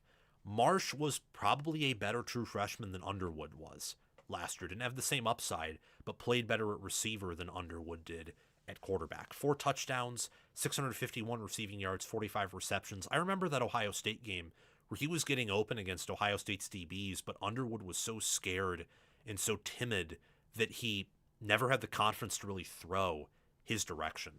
Marsh is a stud receiver. He's Michigan's most talented receiver since probably Donovan Peoples-Jones or even before that. I don't want to forget Nico Collins, by the way. So let's just settle with Nico Collins right now. I don't know if he'll have Collins' future in the NFL, but he's a better college receiver, I think, than Nico Collins was, or at least will be with the new staff. He's incredible. Very talented. Michigan has been able to, under Moore, to hit at a higher rate with like true freshman players than, especially on offense, than Harbaugh did, in part because they were recruiting at a higher level. And that's what should make you excited about this team, I think. Where Smith Snowden, for example, bringing him over from Utah to pair with Yair Hill, 9 pass breakups, 2 interceptions, did very well at Utah, 5'10", 180 pounds. You, on top of that, have, Andrew Spragg, Jake Guanera, John Henry Daly, Dominic Nichols, and Yair Hill. A lot of talented players who have the appropriate measurables, who have the appropriate talent. The only thing holding them back is coaching. Like, they're there. Andrew Spragg is more talented than Carter Smith, Phillip Daniels, or Austin Sierreveld. Like, just 3 offensive tackles from Ohio State and Indiana. He's more talented than they are. Doesn't mean he's better right now, but his ceiling is much higher. And with equivalent coaching, he will be better than them. He's more talented than Isaiah World or Alex Harkey, who left Oregon. His talent is insane. The question with these players and the rosters that came before them, especially with hindsight about how bad Moore was always the coaching. And that leads me here to predict Michigan not to go 10-2 or 11-1. I just, on the road against Oregon and Ohio State, maybe at home I would pick Michigan to beat those, or one of them at least. But on the road, you already have an inferior roster to them, at least slightly, even if your talent's maximized and your staffs are pretty equal. But it's on the road, you have inferior players. It's year 1, and Day is going to be in year 8. Lanning is going to be in year 5. I can't pick that. And then Cignetti, with what he's done, we talk about doing more with less. That is the trade of Kyle Whittingham. That is the trade of Kirk Ferentz. Cignetti's taken it to another level. And I just think that is a game where Michigan probably will have a definitive coaching disadvantage. And Indiana returns more on the trenches than you do. Indiana will have a more proven quarterback than you will. So I view Michigan as a really 9-3 team with a margin to go down a game or up a game. I think 9-3 gets them in the college football playoff, much like Ohio State, because the schedule's that tough. So even if you lose 3 games, you're going to have several wins with numbers beside them, and that will impress the committee. I think you can go 11-1 if you're Michigan. You could also go 7-5. It's a wide range of outcomes, but 9-3 with a tough schedule is the most likely, the most probable outcome, and that's not bad. That's not bad at all, given this is probably a top 5 schedule in the sport. I love Kyle Whittingham. I think short term it's the best hire in football. Long term, I'd probably go with one of the SEC hires, whether that would be Kiffin, Golish, or Summerall at Florida, because I know Whittingham's not going to be at Michigan for 10 years, but short term, he has an A-plus caliber staff. Michigan's roster is top 10 or at least top 15 quality when you look at the recruiting, the portal additions, and how they've built out this roster and some of the potential aliens they have there. So I'm high on Michigan power ratings wise, schedule wise. Win total's 8.5. So I have them right around there just because I agree that schedule's very tough, and I just don't quite trust them here and now to pick them to beat the Big Three in the Big Ten. But come the week they play, maybe I will, because maybe things will look differently, and Michigan's upside is very high. It's a very high upside that this team has. I next want to discuss Oregon and Oregon being undervalued. They are a undervalued team. They're a very undervalued team, actually. Oregon is. How do I put it? So Oregon, when you look at it, is oh man, yeah, this is going to be how do you put it? I can't believe they're at plus 180. I can't believe they're at plus 850 odds to win it all. It makes no sense. Oregon is standing at plus 850 odds per FanDuel to win the national title. And Notre Dame, Texas, Ohio State, and Indiana are ahead of them. And I'm convinced that is some type of trap or adjustment due to public perception. And the last Oregon game everyone saw was 56-22. I believe, my conspiracy theory is that the books want you to take those teams confidently and fade Oregon and think that Oregon can't do it because they lost to Indiana twice by double digits last year and Ohio State destroyed them the year before. Ryan Day and Curt Cignetti are legends that happened to have more talented and superior two deeps than Lanning had in both of those seasons. And secondly, at one point, Curt Cignetti and Ryan Day hadn't won a national title and had reached the national title game or gotten close but failed to break through. Lanning is in that same position right now. Why can't Oregon be the next team and program to break through and to compete for a national championship and win a national championship? Look at these metrics here. Left-hand side of your screen. And I want you to go through one by one by one, and especially focus on the power ratings. Especially. How is this team not higher in odds to win it all this coming year? Because remember, they are returning the most organic production of anyone. They're returning more of their roster than anyone else who's ahead of them, even more so than Notre Dame. They're returning more. They're returning more than Ohio State, more than Indiana, and more than Texas. And they were a unanimous top 4 team last year. In some cases, they were, ranked third, or they were second in game control and second in FEI last year, even ahead of Ohio State, only behind Indiana. Last year, they were either an elite team or at the tippy top of great. So that would be a near elite team. They did a better job reloading than anyone except Ohio State last year. And I would argue, given how close they were with Ohio State last year in comparison to the year before, they reloaded better than Ohio State did because they maintained or got better than 2024 despite losing that much, and Ohio State got worse. That was one of the best reloading jobs I've seen from a program post-NIL, was Oregon last year. And now they're going to return all of those players pretty much, with the exception of Dylan Thieneman or Bryce Betcher, or the two tackles that, were closer to guards than tackles. Emmanuel Pregna, Dylan Thieneman, Bryce Betcher, and Kenyon Sadiq are really your only losses here, I think, if you're Oregon. From a really good team that was excellent at explosive runs, that had a great quarterback and still has it, and that had Lanning's best defense with the Ducks. You see it in the trends, too. They totally reloaded from where they were in 2024. They lost an additional game, but it was in a similar fashion to what happened with Ohio State the year before. They had a rematch with a national champion, got burned there, and last year the difference was in the regular season. They lost at home to the national champion, where the year before they beat the national champion at home. So I don't understand the hate on Oregon or how undervalued they are. I truly don't get it. And correct me if I'm wrong in the comments section. Say, no, this is why you think they're undervalued. They're actually not. or no, they shouldn't be number one. Just tell me why, because I haven't heard many reasons why outside of ones that I think are poorly educated or a fear of Oregon not being well coached, which doesn't make sense. There's no evidence that any of the teams ahead of them in odds, except for Ohio State or Indiana, are better coached than they are. How is Notre Dame better coached?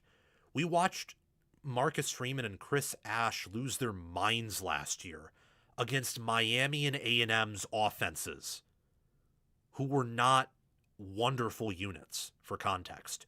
We watched Notre Dame the year before lose to NIU and then never really have a shot to beat Ohio State in the national title game. We watched Steve Sarkisian last year lose to Billy Napier, nearly lose to Mark Stoops, and nearly lose to Mississippi State.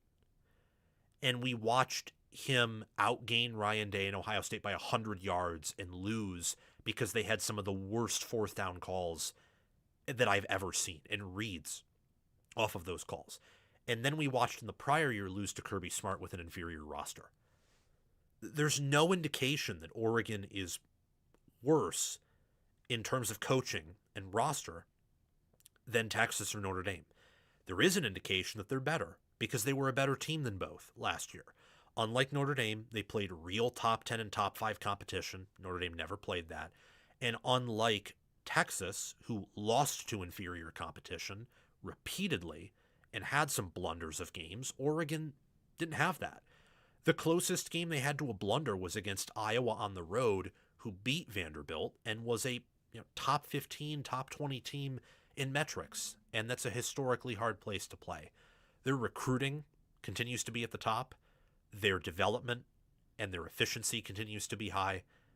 I just love what I see out of them. And look, I haven't had a national title pick yet, but when I see they're at plus 850 and Notre Dame, Texas, Ohio State, and Indiana are ahead of them, and yet Oregon is at 10.5 wins, and Oregon brings back the amount of NFL talent they do, something's not right here. Something isn't right. There is a reason that doesn't make sense why Oregon is lower in odds than those teams, despite having more NFL talent. And look, they have a easier schedule than Ohio State. They, when you factor in talent, probably have an easier schedule than Indiana, or it's comparable. And I know, as I already mentioned, and you know this too, Sarkisian and Freeman are not, they're not definitively better coaches than Lanning, nor do they have definitively better staffs. So what's up there? It doesn't compute in my mind. It doesn't make sense. Here, speaking of odds, on the left-hand side, you see the win totals and the national title odds for the top teams projected to win it all. And there's Oregon at 5th, sandwiched in between Indiana and Georgia. I will tell you right now, if I were making odds and Oregon had Georgia's schedule, I'd put them in 11.5 win total. Now, maybe that would be insane, but Michigan, USC, and Ohio State are all better teams or equivalent teams to the best team on Georgia's schedule, that being Oklahoma. And Ohio State is way better than Oklahoma. Way, way better. Michigan and USC are comparable, and there's 2 of them, not just 1 of them. I will also tell you that if Georgia had Oregon's schedule, I would pick Georgia to lose 2 games, and there'd be a chance that they would lose 3. Why are they that close? I don't quite know. If Oregon had Notre Dame's schedule, they'd also have an 11.5 win total. If they had Texas Tech's schedule, they'd also have an 11.5 win total. Why are they that behind Texas or Notre Dame? It's not confirmed that CJ Carr or Arch Manning are better than Dante Moore. Nor is it confirmed those teams have better defenses or better offensive lines or better skill position players. Maybe I'm mistaken here, but it feels wrong. It feels incorrect. And I know the books aren't incorrect because usually the books are more correct than I am, although we did a pretty good job predicting games last year. And outside of the, Texas, Clemson, Penn State preseason hype, I think we did a pretty good job in the preseason too. This has to be a discount thing where sometimes books are going to price things differently and odds differently depending on what they think is going to attract money. And I could be wrong, but I just don't think that a lot of people, I think the public perception and even the perception from people that know what they're talking about after Oregon last year is going to be one of doubt because of how that Peach Bowl ended. And I don't know about you, but when I look at these national title odds, Notre Dame at 1. I think Oregon is a better roster than Notre Dame and better players and far better aliens. And having that easy of a schedule is going to probably hurt Notre Dame because you're going to go from playing a bunch of scrubs and nobodies outside of Miami to then having to win 3 or, if you do drop a game, 4 big games in a row.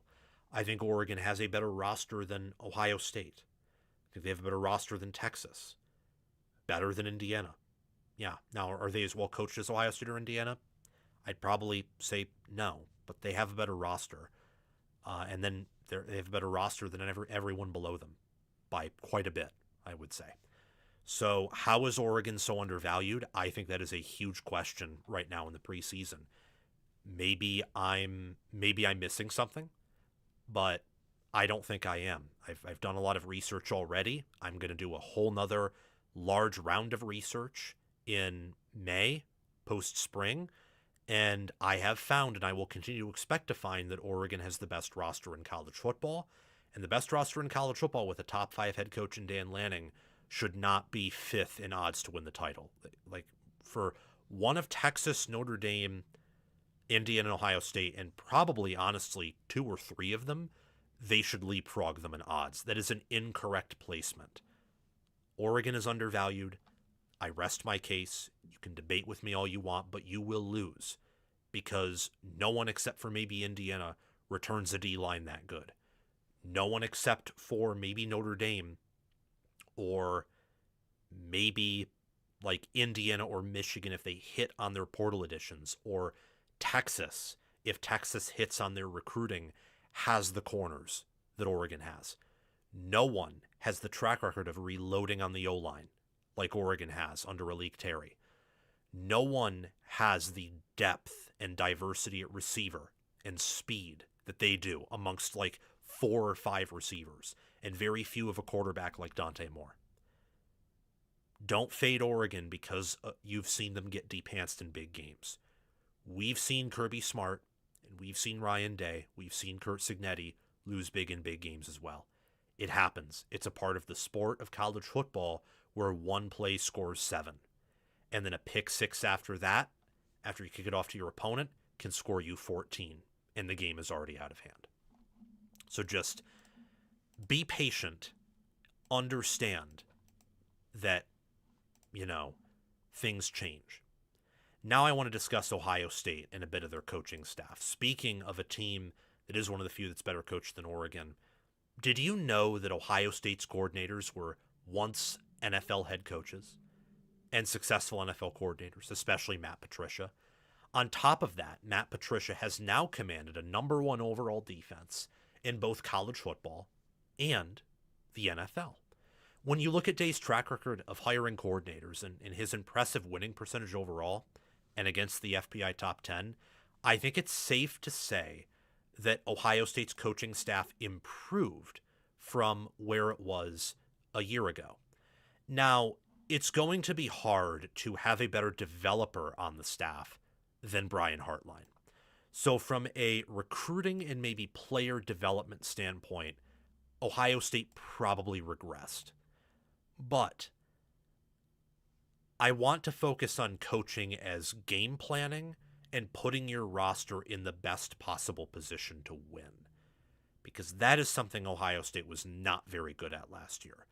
And you could tell they weren't very good at that because of how often they tried to run the football and play complementary football whenever Ohio State ran the ball against a good team, it was a net 0 gain. They either lost or gained something. And I don't mean they always lost yards or gained no yards. There were some successful run plays they had, but most of the time it was an unsuccessful play when they handed the football off in a big game, which meant it set the offense further back. and they were off schedule.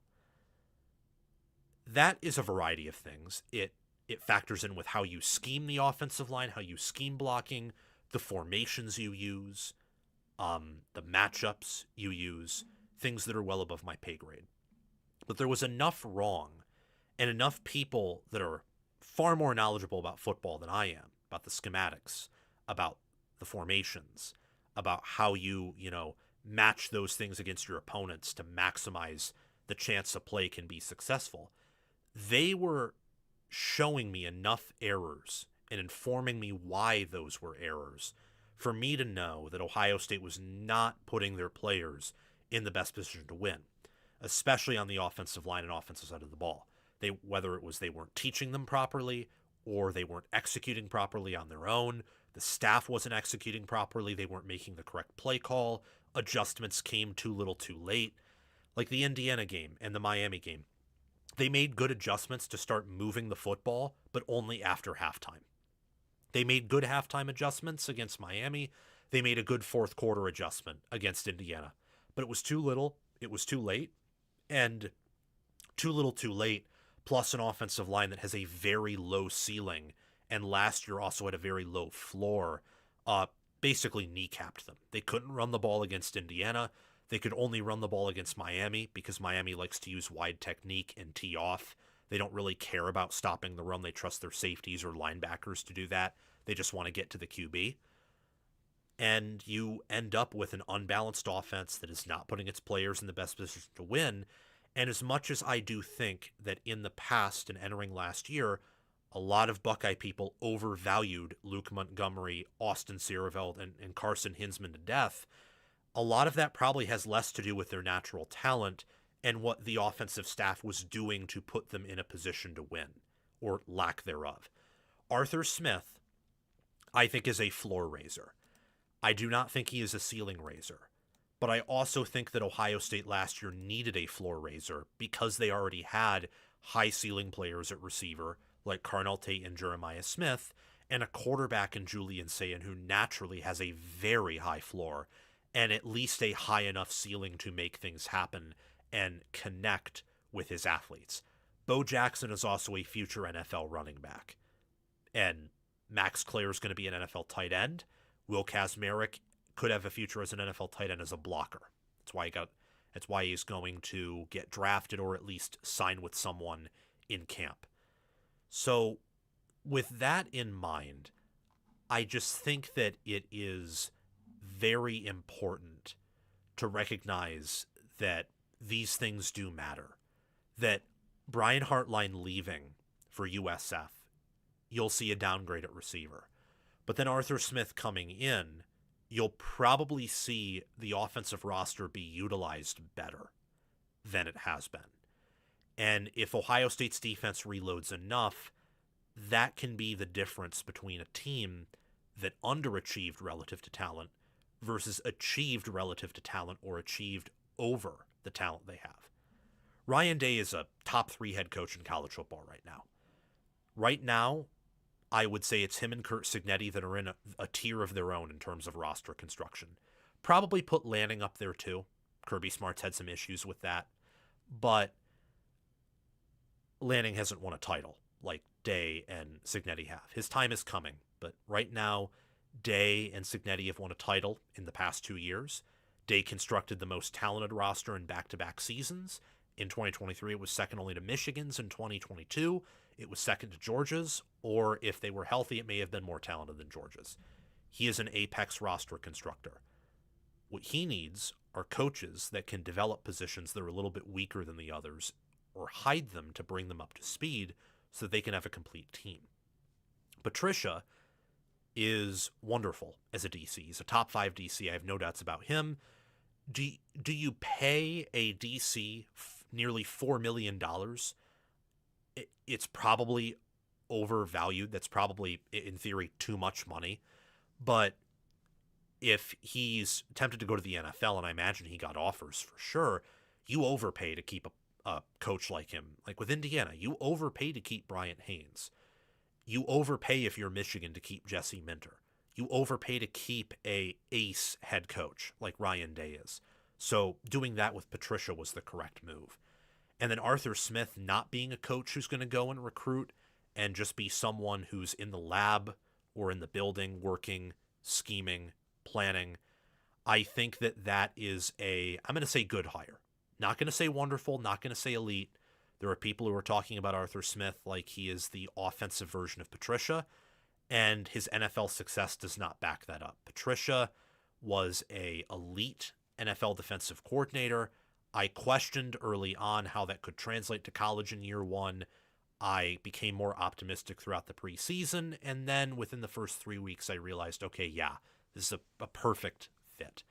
With Arthur Smith, I think it is an ideal fit, as the tight end and offensive line rooms, which he specializes in, are the weakest groups on the offense by quite a bit, and therefore he should know how to shore up their floors, properly scheme them, and maybe maximize their strengths so that they can do things that the offensive line and tight end rooms are good at. And it really felt like Ohio State struggled at knowing what those players and what those positions were good at last year. So the staff is upgraded. You now have multiple former head coaches on the staff, 2 of them in the NFL. They're coordinators. You have Ryan Day, who is possibly the best head coach in America, and I'd certainly put him top 3. And Ohio State recruits at a top 5 level every year. They develop at a top 5 level. They're an NFL factory. So I like the outlook for this team next year, and I do think that from a schematic standpoint, they upgraded their staff. And I also believe simultaneously they needed to upgrade their staff from that standpoint, with a schedule that is much tougher and a roster that probably won't have as many aliens as it did last year. Let's talk about how Indiana beats the college football market. Production over potential, fast, physical, relentless. These are familiar sayings from great head coach Curt Cignetti, who's 27-2 at Indiana, 16-0 national champion last year. You may have heard of him. These requirements are how Indiana beats the college football market of talent acquisition and development. They hold their players and themselves to a higher expectation than your favorite program does, both on and off the field. And they understand that potential is in a much larger supply than dedication, brains, and maturity. A lot of players, I think Nick Imanwori is an example of this. He's a stud in the NFL, 3-star out of high school. Mendoza was unranked as a player out of high school. First pick overall in the upcoming NFL draft, round 1, pick 1. First overall QB. Carter Smith, unranked out of high school, was projected to be a first rounder. The national title game happens, and then he dipped to a day 2 or day 3 guy. Still projected to get some type of money or contract from the NFL. You look at Chris Olave, first round talent out of Ohio State. 3-star. You look at Mason Graham and Kenneth Grant at Michigan. 4 stars. Kenneth Graham was a 3-star. First round defensive tackle picks. You look at Georgia, Jordan Davis, first round defensive tackle pick, 3-star out of high school. 4 stars and 5 stars have a higher hit than 3 stars for going to the NFL because there's so many more 3 stars. And stars do matter. But there are so many exceptions to the rule that we can admit potential is in high supply if you know how to find it. What is hard to find is brains, a willingness and determination to fight, and hard work and maturity. And look at these Indiana players here. I think these players are the epitome of all these things I just mentioned. Hidden gems. They worked hard. They trusted the process. They have a great staff. Now here they are. Charlie Becker had an 89.1 PFF grade last year. 6'4", 204 pounds. He is faster than Ohio State's defensive backs. That's why he torched them in the Big Ten title game. He is faster than Brandon Finney Jr., like 5-star, 4-star quarterback at high school. It's why he torched him when they played in the Peach Bowl. He is faster than Miami's corners, who are quietly much better than they were in 2024. He's an alien in a 3-star out of high school. Tom Allen, recruit, decided to stay with the program, and he's only been developed by Cignetti and his staff and Mike Shanahan, and boom, wonderful. Think of Omar Cooper Jr. He's getting first-round draft grades right now. He's a 3-star out of high school. Elijah Surratt's going to get picked on day 2 or day 3. Same thing. Carter Smith, similar, and if he's able to level up his game and have better feet, be more fluid as a tackle, he could play himself back into the first-round conversation. 3-star of high school. Isaiah Jones, Elijah Hardy, Aiden Fisher, who's now off to the NFL, those are guys who probably have at least day 3 draft picks in their futures, and they were either unranked or a 3-star of high school. Jamari Sharp, 84.2 PFF grade last year, going to be a redshirt senior this year. He'll at least be invited to a camp, and with 6'1", 187, height, weight, and how he graded out, I would expect him to be drafted day 3 or day 2 next year if he continues to replicate the success he had this past season.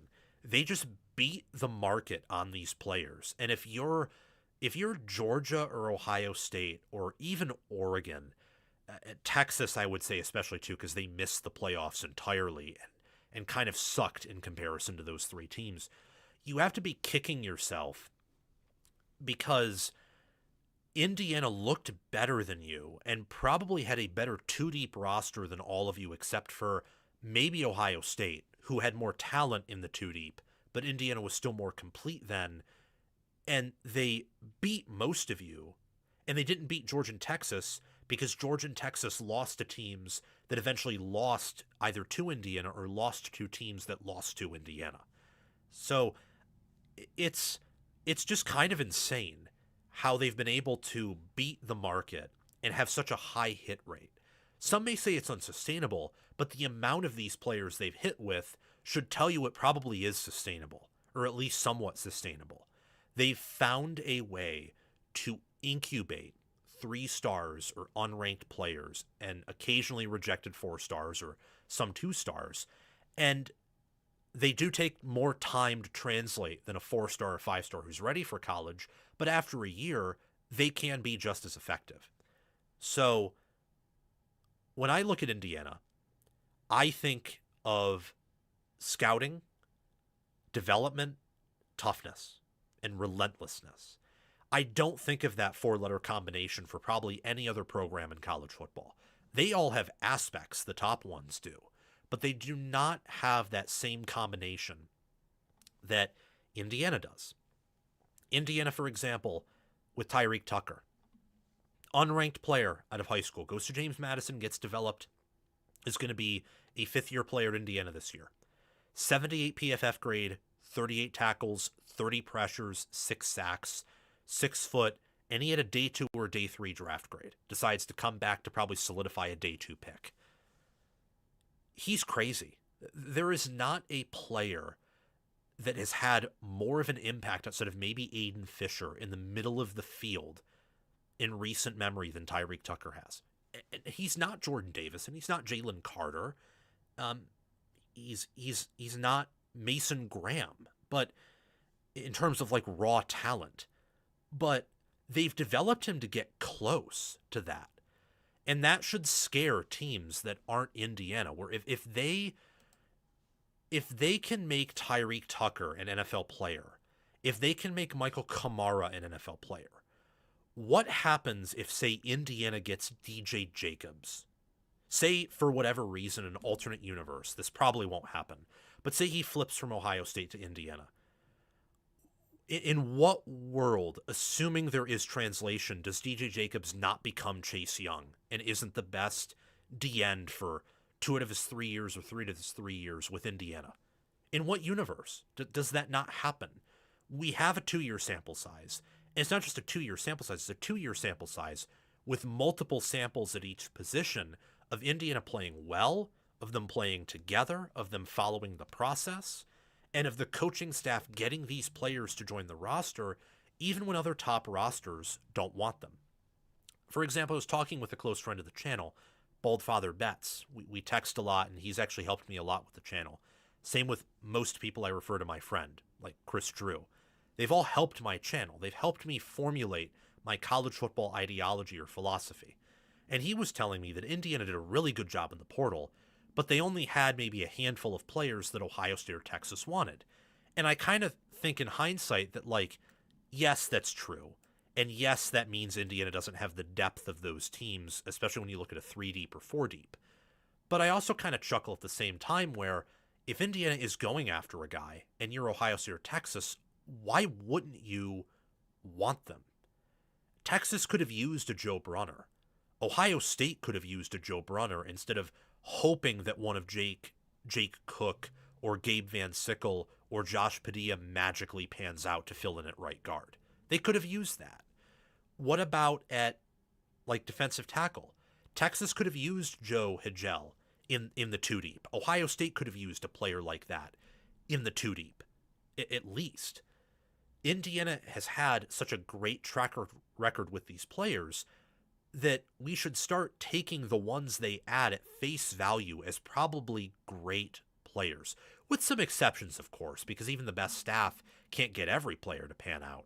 But a lot of the key additions they add, who they're projected to start, you should give them a lot of benefit of the doubt there. And you see this too in their projection, which I've shown their program trend in so many other videos, so we'll just go over it pretty quickly here. But the recruiting is going up. Keep in mind that if Cignetti wins another title, he'll do it with a team that in recruiting rankings has a more talented roster than the one he just won it all with. This team, in efficiency and an FPI score, was the best team to win it all since 2021 Georgia or 2020 Alabama. Now, I don't believe neutral field this team is favored over 2024 Ohio State or 23 Michigan or really any of the champions that came before them because of a variety of factors, including not having as much NFL talent as any of those teams did. But the fact that it would be a very short spread and the fact that they metrically are close to those teams, given the talent roster, given it's in year 2 of a program that is historically a dump and was a dump when Cignetti got there, is incredible. Indiana beats the college football market because they recognize that potential and talent is actually in a larger supply than people realize. Or if it's not in a larger supply, it is more spread out and has a lot more to do with hard work and with buy-in and with mentorship than people think. Indiana, for a while, even after their title, maybe they'll get someone who can be an immediate impact freshman now because they've shown what they can do. And maybe especially after you see how many Hoosiers get drafted in this year's draft. They probably still won't get a Jeremiah Smith. Or they won't get a Trevor Lawrence. That's the upside of recruiting at a top 5 level, is you sometimes get those players. That's the true upside there. And then you get players who after a year or two of development can be just as good as those players or very close to it. But outside of those players, a lot of players are just going to have to develop a year or 2 or 3 anyway. And Indiana has shown that they develop and scout better than anyone else. If you get buy-in, if you get a player to maximize their God-gifted abilities, a player that does not have great measurables but has maximized what he has, say I think Caden Curry is a good example of this. I think that with Indiana, like Michael Kamara is a good example of this. I think that for Michigan, thinking of like a very recent Michigan player, Mikey Sainristil is a good example of this. For Oregon, Dylan Gabriel is a good example of this. That player will be better than a lot of other players who is more talented than he is. Sometimes it'll translate to the NFL. Other times, if you're Dylan Gabriel, it doesn't because you don't have the appropriate measurables or arm strength or ability. But it will make you an elite college player, which is much different from an NFL player, even a good NFL player. And that is how Indiana does this. They are not afraid of taking a chance on a player because they know if they do their job and get appropriate buy-in and alignment, as Curt Cignetti, Mike Shanahan, and Brian Haynes have, their units were all top 3 in efficiency. Cignetti's team was number 1 in overall efficiency. I think metrics underrate how good Shanahan's offense was last year, and I'm happy to see that metrics rate Haynes' unit as highly as Ohio State's or Texas Tech's, because in truth it was that good. It was. You know, Texas Tech's defense did a pretty good job against Oregon. They did. But Oregon also made some really dumb decisions against that defense that helped them. Indiana completely shut down Oregon's offense until pretty much garbage time in the Peach Bowl. And they shut them down and only allowed 13 points in the regular season meeting. Between Miami, Indiana's defense did better than Ohio State's. They forced the key turnover late. They did a better job against the run, where they did allow that big run that Ohio State didn't. That's because Ohio State has better safety play, and they have Caleb Downs, and they're more talented. So when, Ohio State versus Indiana play a player with elite open field speed, Ohio State will catch up to him quicker. But on a consistent down basis, Indiana allowed way less push off the line of scrimmage than Ohio State did. Way less. And their defense and special teams was able to compensate for some of the offensive issues, whereas Ohio State's offense got destroyed so badly, the defense and special teams could not do that, even with their strengths.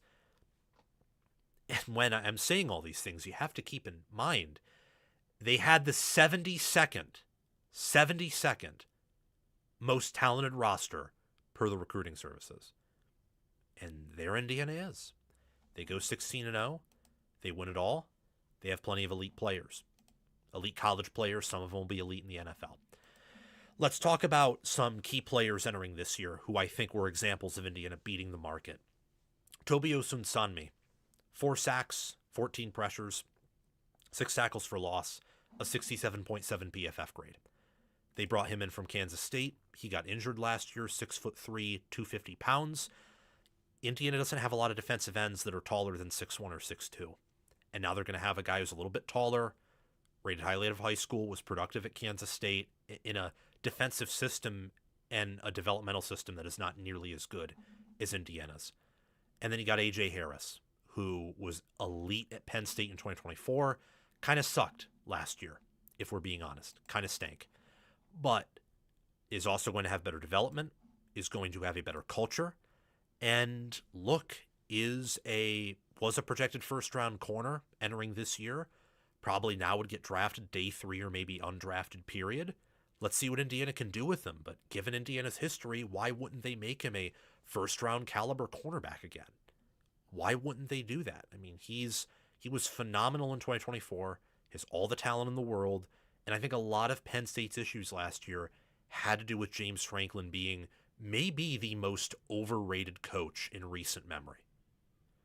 I don't want to hear from anyone anymore, oh, he's properly rated. No, he isn't.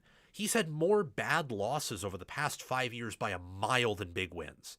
He's the most overrated coach in recent memory. Sure, he builds an okay culture. He does a good job developing players for the future, but a good job, not a great job. His culture's not good. It's just above average. He resurrected Penn State in an era that is long gone, and he could not punch above his weight class to save his life. And usually coaches can at least do that occasionally. He's the most overrated coach in recent memory. And now he's going to a coach who's so good, at least based on his current track record, that I don't think people can quantify how good he is in Cignetti. Josh Hoover, another player here, 4-star out of high school. 29 touchdowns, 13 interceptions last year. He's got to clean that up. But you'd trust this staff to do that, probably more than any staff. And he threw over 3,000 yards, completed about 2 out of 3 of his passes. He's a great player. And at Indiana, he has a chance to become an elite player. And last but not least, we got Nick Marsh. Nick Marsh is a player where my friend Buckeye Gaddy Garrison, who runs the Voice of College Football channel at Ohio State, constantly would praise Nick Marsh. And it's easy to see why. He's 6'3", 200 pounds. He doesn't have elite speed, but he has elite hands. He has good enough speed. And look, Michigan State was awful under Jonathan Smith. That was a hire I was sure was going to work. I was so wrong. He'll have the best strength and conditioning, the best weight room experience, and the best positional coaching he's ever had. Ever. I would not be shocked if he was the second best receiver next year behind Jeremiah Smith. I mean, just with the talent Indiana will get to work with, and with how bad his prior destination was in terms of coaching, development, and wins, would not be shocked if he had an epic transformation. And they got him over Notre Dame. Notre Dame wanted him, and they couldn't get him. Isn't that so incredible? We're living in that world. That's so insane. And look, I don't know how you can disagree with Indiana's strategy to beat the market. Is this sustainable for most other teams, or maybe even any other team? Maybe not, or it's not as sustainable as it is for Indiana. But for Indiana, what they're doing is sustainable. And you will see Cignetti win more titles. You will see Cignetti produce more first-rounders, more second rounders. You will see Indiana one day produce, 10 plus NFL draft picks in a single cycle. You will see that. This team beats the market because they realize that talent and potential is everywhere. We all do not play to 100% of what we can do because we're imperfect. Their goal is to minimize as much imperfection as possible. It's the Saban process. That is why Saban could take players, yes, that were uber talented and he recruited at a high level, but even some of the less talented players in those classes could excel and just do such a good job. That is why Curt Cignetti is the best head coach. That is why Indiana right now is the best developmental and staffing program in the country. They recognize talent is at a just wide surplus, but that what is lacking is discipline, technique, development, and really what is lacking are coaches that teach players the right way how to do things. And Indiana is perfect at that. Bit longer there than I wanted, but I think it's worth it. It's worth praising Curt Cignetti and the Indiana process. Okay, we're going to get through a few more segments, then we're going to take a break, and then we'll get back to it. Thank you for, guys, tuning in, and this has just been a blast. We have a super chat to get to before we go. Man, bless me. I had a hot dog on my break because I was a bit hungry, and I might have something to eat on my next break too. I have some nice rice with garlic and onions that I kind of crisped to give it a crunch. But anyway, thank you, Blue Wolverine, for the $50 super chat. I appreciate that a lot. Congratulations on your continued channel growth. Go Blue. Go Blue to you, Blue Wolverine. If I may ask, if you're still watching here, what do you think of Kyle Whittingham? What do you think of him and the hire that Michigan made there? What do you think of the portal additions? Let me know your thoughts on what is basically our program. I'm going to graduate this winter. It'll make me an official graduate of Michigan, and I have attended that university for going on 4 years now. So let me know what you think of our program. I'm pretty high on it, but maybe I'm insane. And anyone else watching, you can also let your, you don't have to pay a super chat to comment in here. I love when you guys comment, even if I'm not always reading the comment section. But thank you again, Blue Wolverine, for the $50 super chat. That's massive. That really helps out the channel. I appreciate you a lot and your continued support here. Okay. Thank you again to Blue Wolverine for that. Let's move on to some condensed Big Ten predictions. Let's move on to that. I'm pretty pumped to get to this. Pretty pumped. We're getting close to 3 hours live here. This is probably the final big segment outside of maybe the biggest questions or breakout candidates segment that we have. And then from here on out, it's going to be more coasting, more just general topics, so on and so forth. So, look, the Big Ten's the best conference in America right now. And that's what we're going to talk about first. And then next week, you'll see some condensed SEC predictions. There are changes here from my original predictions. It's really just me changing one game. I talked about it in one of my previous way too early previews. It was a game I was conflicted on. I ended up changing it. Just thought, yeah, I think it makes sense to change the result of this game for now. I assume you can guess what that is if you've been watching for the whole nearly 3 hours. But if you haven't, you'll figure it out. So let's get right to it.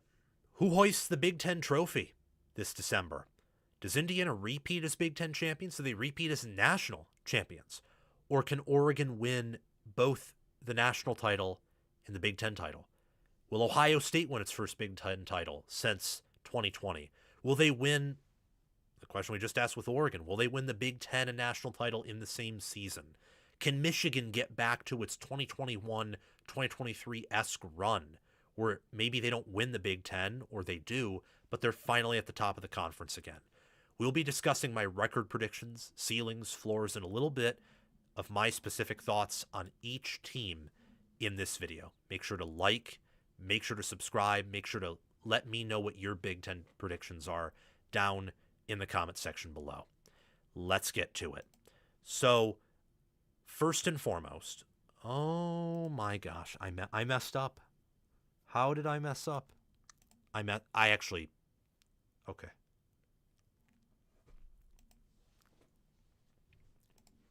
Let's quickly redo that. Let's quickly start that over. Who hoists the Big Ten trophy this December? Does Indiana repeat as the Big Ten champion? Do they repeat as national champions? Do they go 16-0 again? Can Oregon win the Big Ten and the national title in the same season? You could ask the same question for Ohio State. And does one of Michigan, USC, Washington live up to its historic status as a national title contender, or should be national title contender this year? Can Michigan get back to what they were under Jim Harbaugh? Can USC show a little bit of, Pete Carroll flashes and field maybe Riley's best team? Can Iowa do something? Can Wisconsin and Maryland rebound and get their coaches off the hot seat? We'll be talking about all 18 Big Ten teams here and give some of my specific thoughts and record predictions for each program. Let's start off by talking about Maryland here. The Maryland Terrapins, my prediction for Maryland is 2-10, 0-9, 18th place. So last place in the Big Ten. I think at best they can go 7-5. More likely than not, they're going 4-8 just mathematically. The reason I have them under their win total by a lot of 4.5 is I think that Mike Locksley just is going to get fired, and I think that he's going to lose cabin pressure pretty quickly. I have them beating Hampton and UConn, but losing probably in a pretty big loss to Virginia Tech, who has a better roster, and James Franklin owns Mike Locksley. I also have Maryland losing to UCLA, Nebraska, who's on the road, Ohio State on the road, Rutgers at home. I think during the bye or maybe a little bit after that, Locksley gets fired. And then Illinois at home, Purdue on the road, Wisconsin at home, USC on the road, and Penn State at home will also be losses. Their best player is going to be Malik Washington at quarterback or Zahir Mathis at D-end. Sidney Stewart at D-end is also a player to pay attention to. Same with Daniel Wingate at linebacker. They have some talented players, but I think those talented players will find a different home in 2027 if they still have eligibility, rather than Maryland using them to build off of something. Up next, we have Wisconsin. Wisconsin, talk about hot seat. Talk about just a lot of things that have gone wrong under Luke Fickell. I have them going 3-9, 1-8. Now, their win total 6.5 juiced over, and this is a team where I might go back and look at some things. In fact, I definitely will go back and look at some things, but that doesn't mean I'm going to change my record prediction for them. I like Fickell. I think Fickell's a good coach. I love Colton Joseph, their transfer quarterback. I think Abu Sama is a good running back, and Mason Post and Cooper Catalano could be the best linebacker duo in America, not just in the Big Ten. My issue with Wisconsin is they play Notre Dame in week 1, neutral field, and if Notre Dame blows them out, even with wins over Western Illinois and Eastern Michigan, doesn't it feel like it could be over? Where Notre Dame beats them by 40, they kick down the rotten barn, and then they implode, especially if they get blown out on the road against Penn State in week 4. And that's sort of what I think happens here. I think Notre Dame blows them out, and then a loss to Penn State, whether close or big, is going to put them at 2-2 in September, and that will put enough pressure and angst on them where, combined with the fact that their roster is still very incomplete, that maybe Pat Fitzgerald and Michigan State can pull an upset on them in week 5. And then if that happens over the bye, I think Fickell gets fired. At UCLA then would be a loss. USC at home would be a loss. At Iowa would be a loss. Rutgers at home is a loss. I only have him beating Maryland on the road because I think Maryland might have the worst roster in the Big Ten, outside of maybe Maryland or Purdue. But at that point, I expect them to not have a head coach too, and I think Wisconsin is the better roster and will have more program pride. So that'll be a random win that someone has to win, even if it's coachless. And then at Purdue and Minnesota at home, I also have losses if Fickell is fired that early in the year and Wisconsin hits the reset button, as I think they will. We have Purdue at 16th place, 4-8, 2-7. I have Purdue starting off 2-0, beating Indiana State and Wake Forest. And then in November, they'll beat Maryland and Wisconsin at home as they don't have coaches and Purdue at least has something to fight for. I have Purdue losing at UCLA, Notre Dame at home, at Illinois, Minnesota, and Washington at home. Off the bye, they'll play Penn State on the road, and I have them losing that game too. And I also have them losing at Iowa and at Indiana as well. Many of these losses, especially to Iowa and Indiana, probably by quite a bit. I can see them playing everyone else except for Notre Dame close, though, that they lose to. I think Purdue will lose a lot of close games here. I think they will improve after having a much better year last year than they did in 2024. They just started off so bad. At 3.5 wins, I like that. I think they are going to be a 3 or 4 win team. Much better than last year, but still so downtrodden talent-wise and with such a tough schedule that wins are going to be hard to come by in West Lafayette. Pay attention to Elo Mendoza at D-end, transferred in from Georgia, and Curt Neal, a D-tackle who transferred in from Illinois. They should have a much better defensive front and also some slightly better skill position players, especially at running back, than they did last year. We have Minnesota in 15th place, 5-7, 2-7. Usually PJ Fleck makes a bowl game, and I don't want to doubt him, but in 2023, they missed it. Last year, they were so close to missing a bowl game at different points, so close to having many more losses than wins, or more losses than they had. I have them starting out 3-0, beating Eastern Illinois, Mississippi State, and Akron before losing at Michigan or at Washington and then at home against Michigan. Entering the bye by beating Purdue on the road, they'll be 4-2. Then this is where it gets tough. It's not the toughest schedule in the world, but for Minnesota and their roster, I do think it is tough. Iowa at home, Indiana on the road, UCLA at home, at Penn State, Northwestern at home, Wisconsin on the road. I think they lose most of those games, and I'm going with losing all of them except for Wisconsin, who Fleck now is a stranglehold over. I love Anthony Smith, John Nestor on defense, D-end and cornerback respectively. And Zion Chapman is a good defensive tackle addition. Once again, Minnesota should actually have one of the better D-lines in the Big Ten, and I like Javon Tracy at receiver. How this team pans out solely relates to, can Danny Collins improve as a defensive coordinator, and can the defense improve with him? And can Drake Lindsay take steps forward as a quarterback? I'm kind of a bit negative on those. That's why I have Minnesota going under their win total, but it's only under by a half win, so they're finishing around what the books predict, in my eyes. Nebraska's similar to that.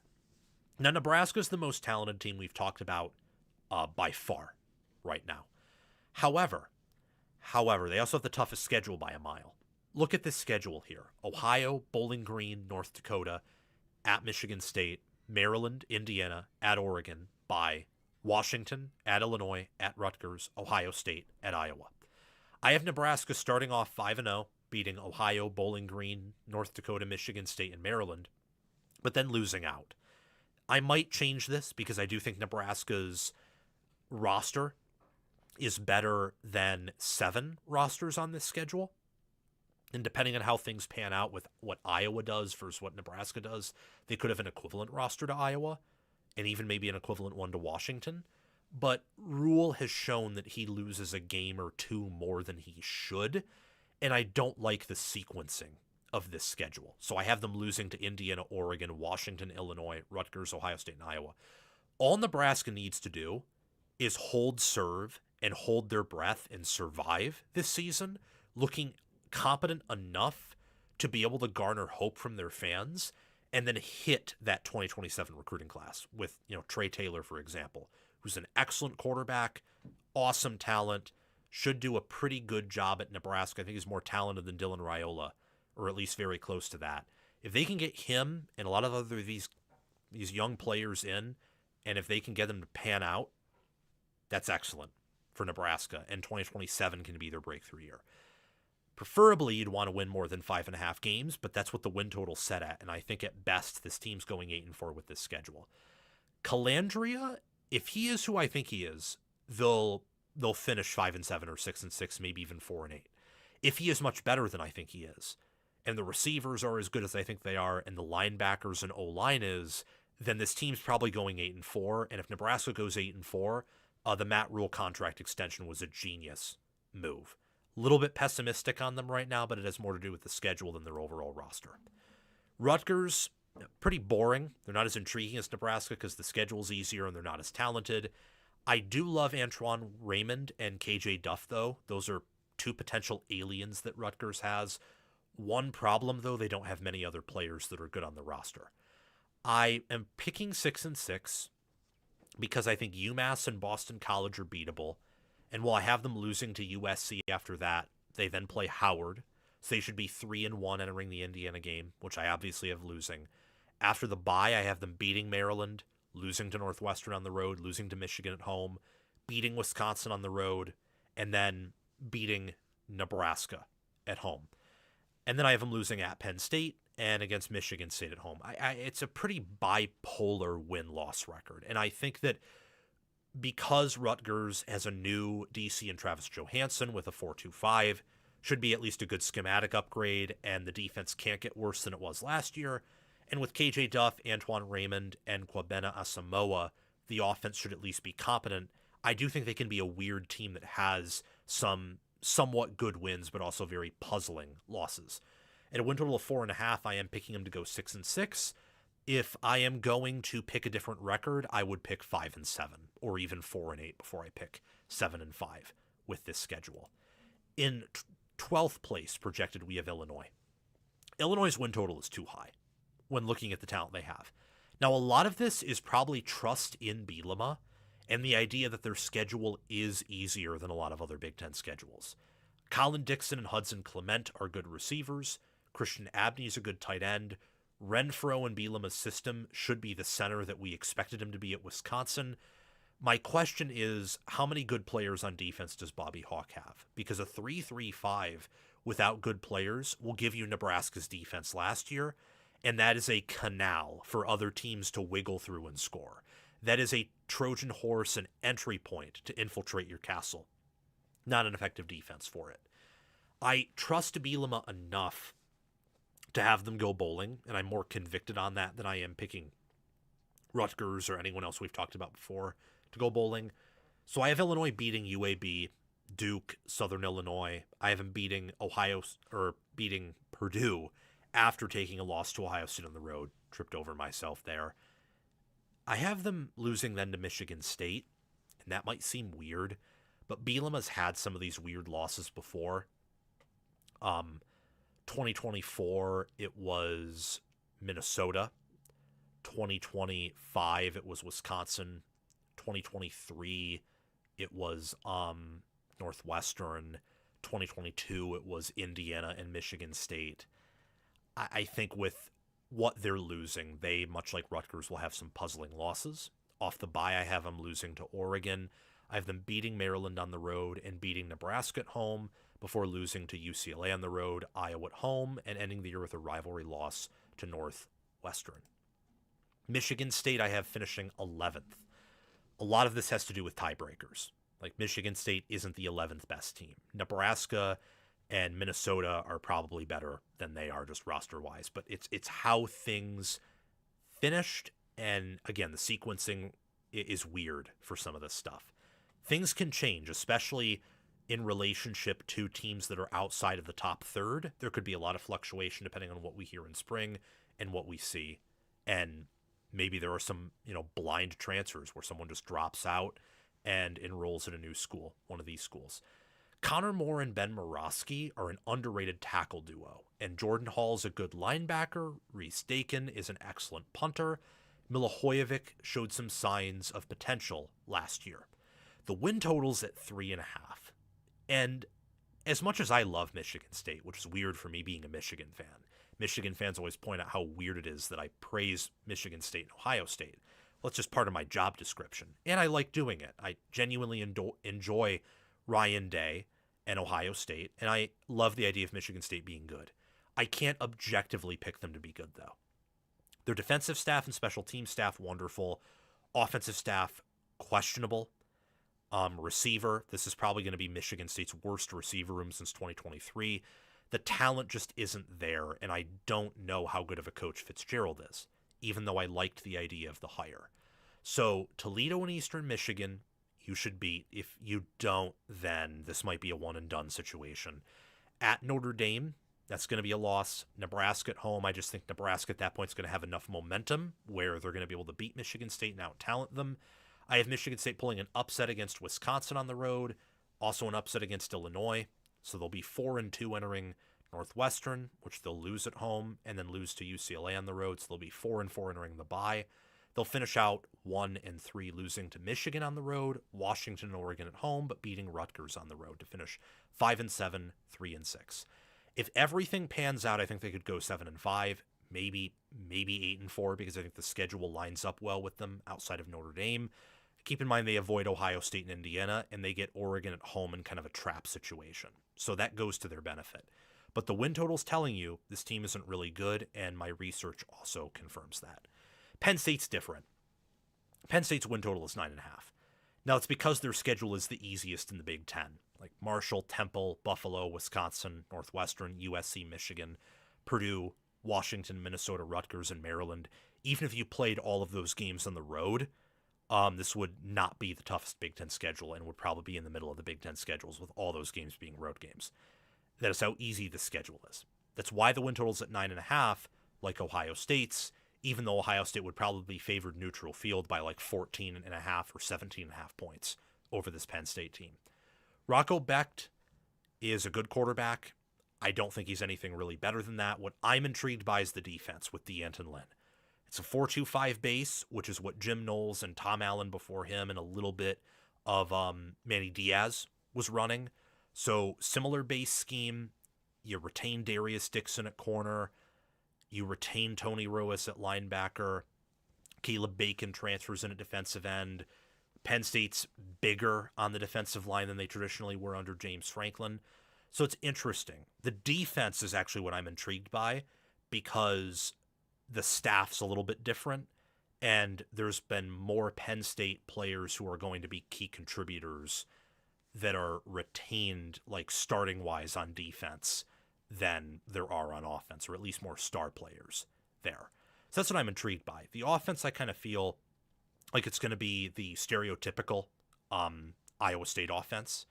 And if the defense is better than the usual Iowa State defense, then Penn State can go over their win total. If it's worse than that, they can go under.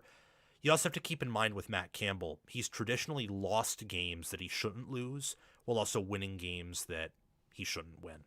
The candidate for winning that he shouldn't win is USC. The candidate for losing that he shouldn't lose is at Northwestern, or maybe a game against like Minnesota or Wisconsin, for example. I have Penn State going 8-4 because I think the talent drop-off is really severe, and it is year one, where when you look at how much Penn State lost and what they brought in, Michigan and USC have base higher levels of talent. Even Washington does now. Penn State is going to have a better coaching staff and better development than any of those to beat them, and I think they're going to drop a game, too. So I have Penn State going 8-4. Most likely record, I think, is 8-4, but I think the second and third most likely are 9-3 and 10-2. I mean, this team can go 11-1 with the schedule, get to the college football playoff. They could also perform very poorly because of how much roster change there is and how Iowa State last year, who is going to be a slightly worse version of Penn State this year, had a lot of inconsistencies, to say the least. USC I have at 9th place. 8-4 for now. I want to put them higher than that. Part of me wants to put them 10-2. Definitely 9-3. I think their most likely record is 9-3. Win total's 8.5.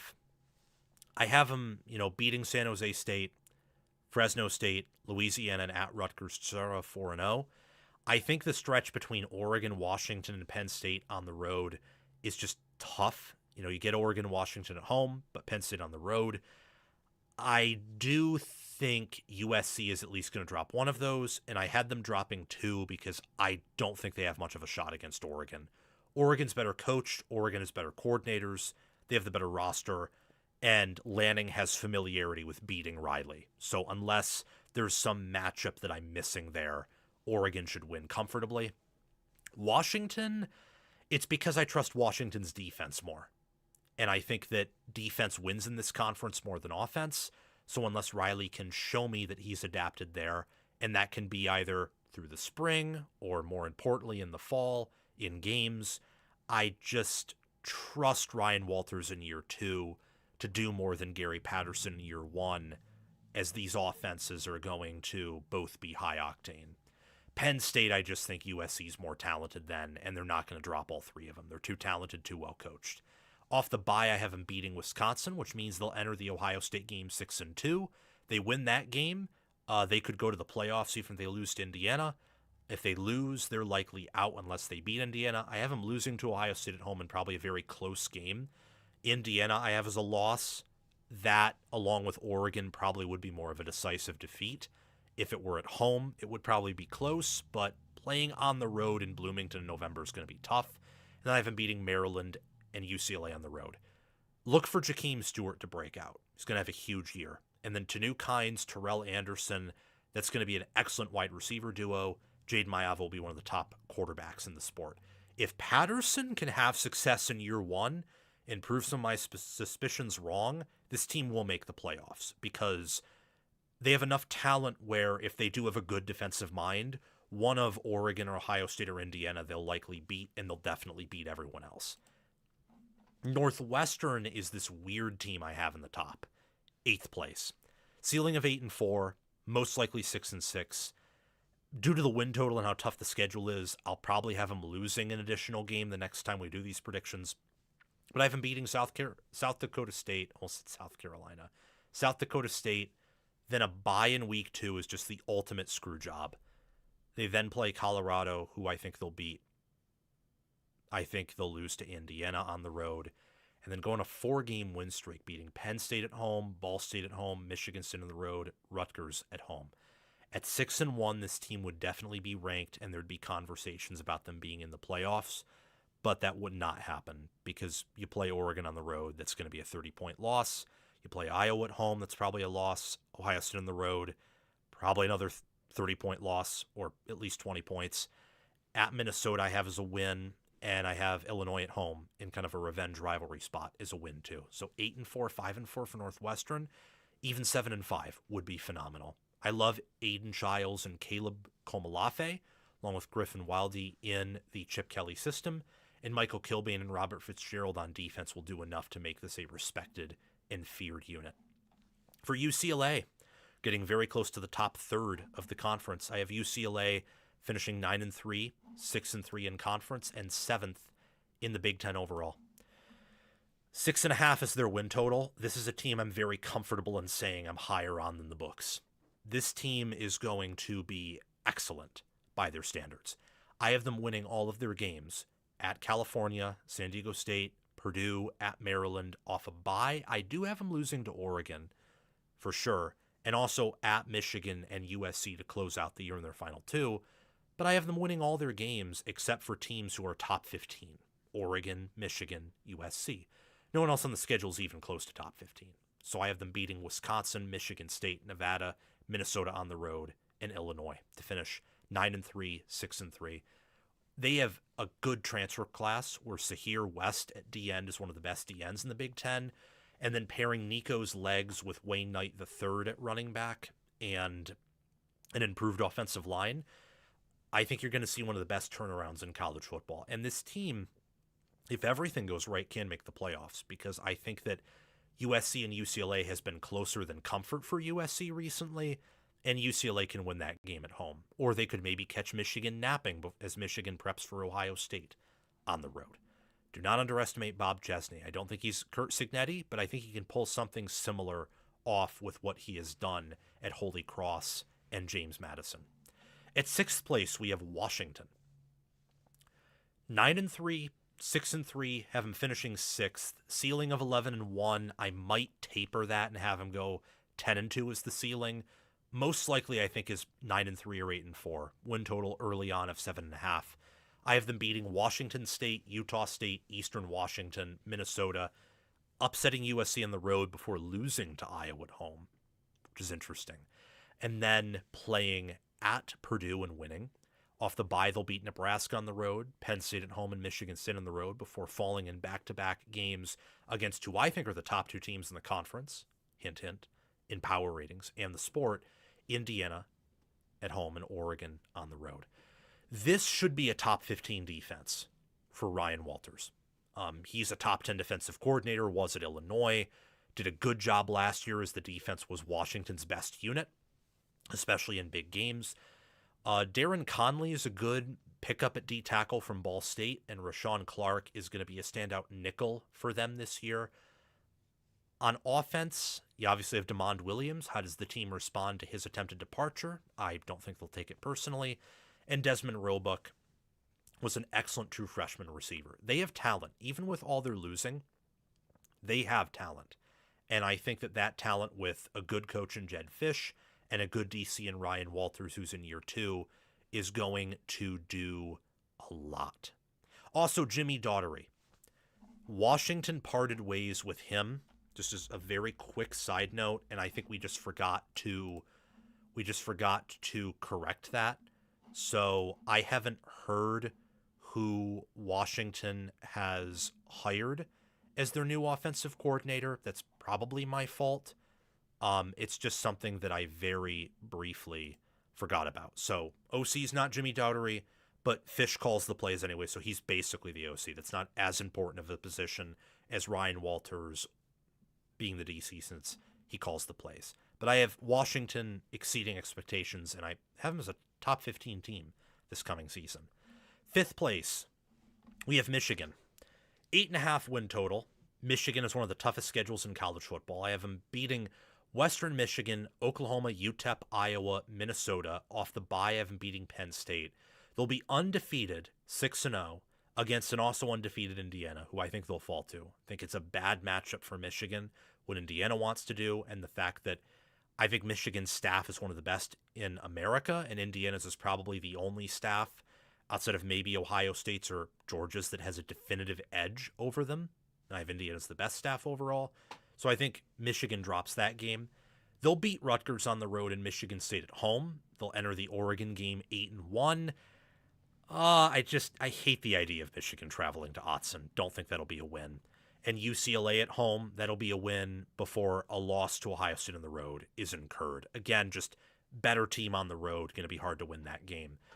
Underwood at quarterback has the potential to finally be top 10 this year. I know it's only been a year, but it's felt like a long time waiting for everything to come together, and I think everything will come together for him. Andrew Marsh is a great receiver that they have.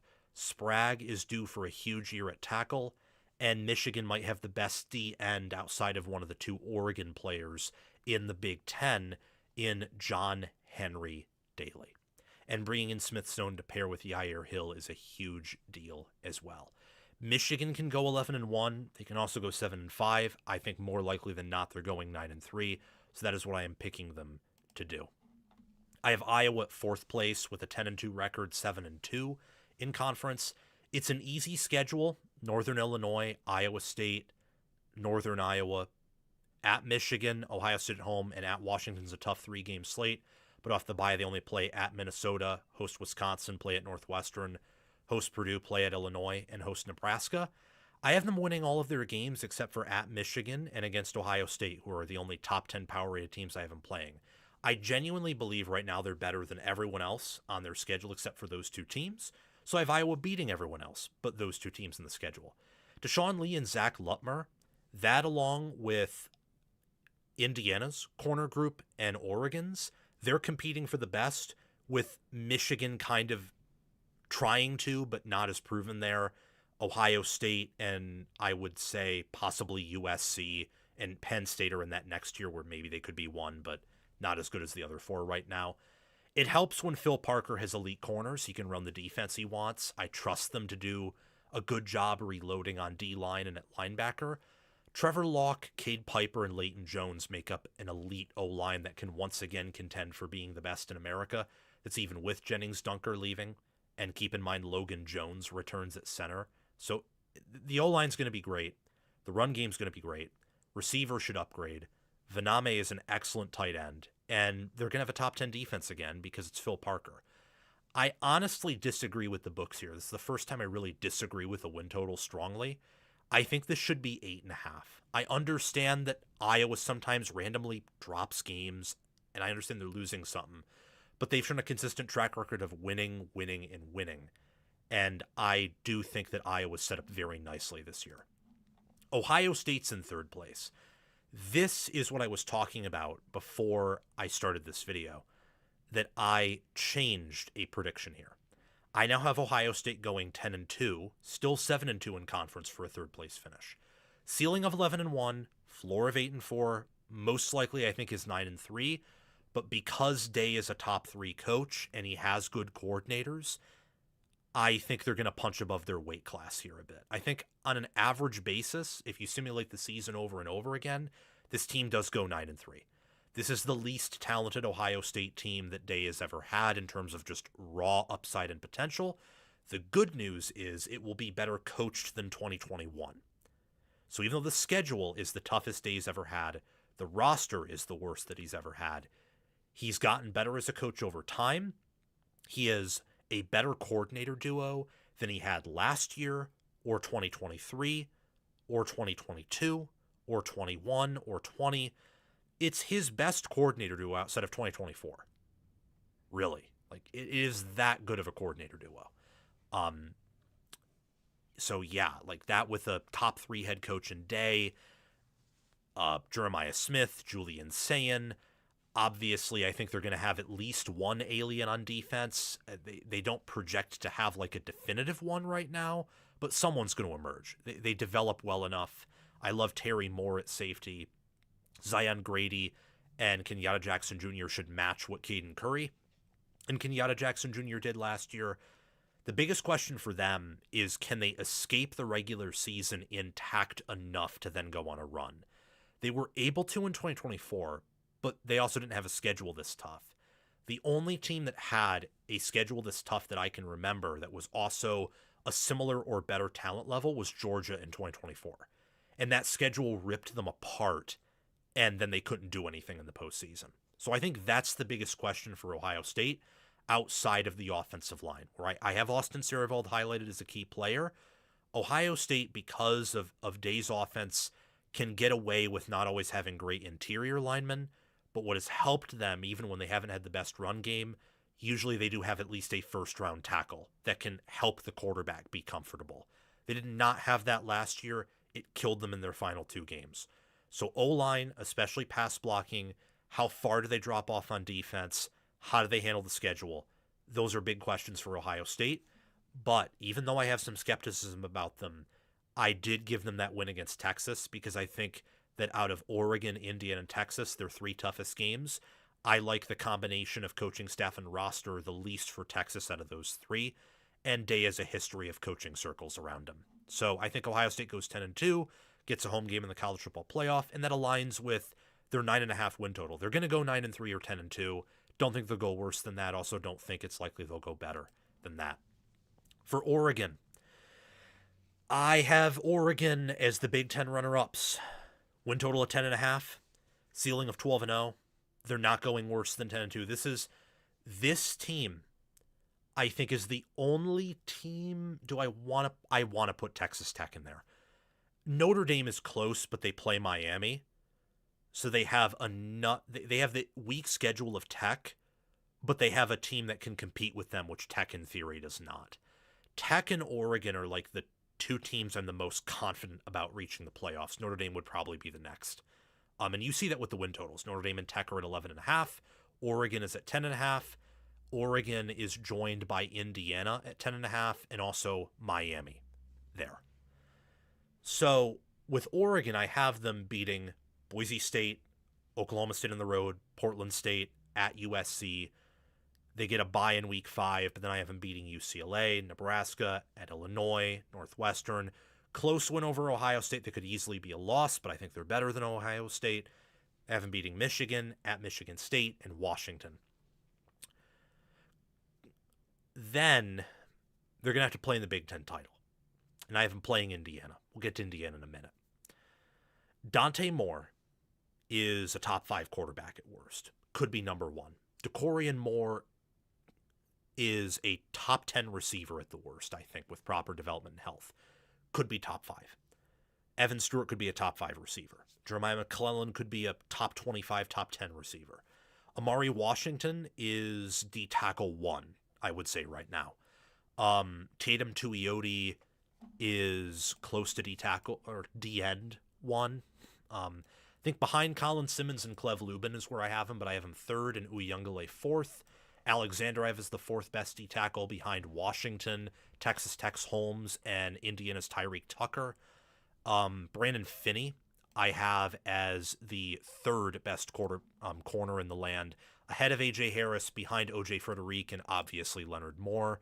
Coy Parrish is a player who I'm a bit cautious on due to his time at Minnesota, but if I hear enough good things about him from the spring, I'll probably put him as a top 10 or top even 5 safety.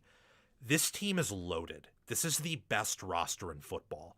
It's better than Texas's, even though Texas roster has more starts under their belt, because Oregon is deeper than Texas.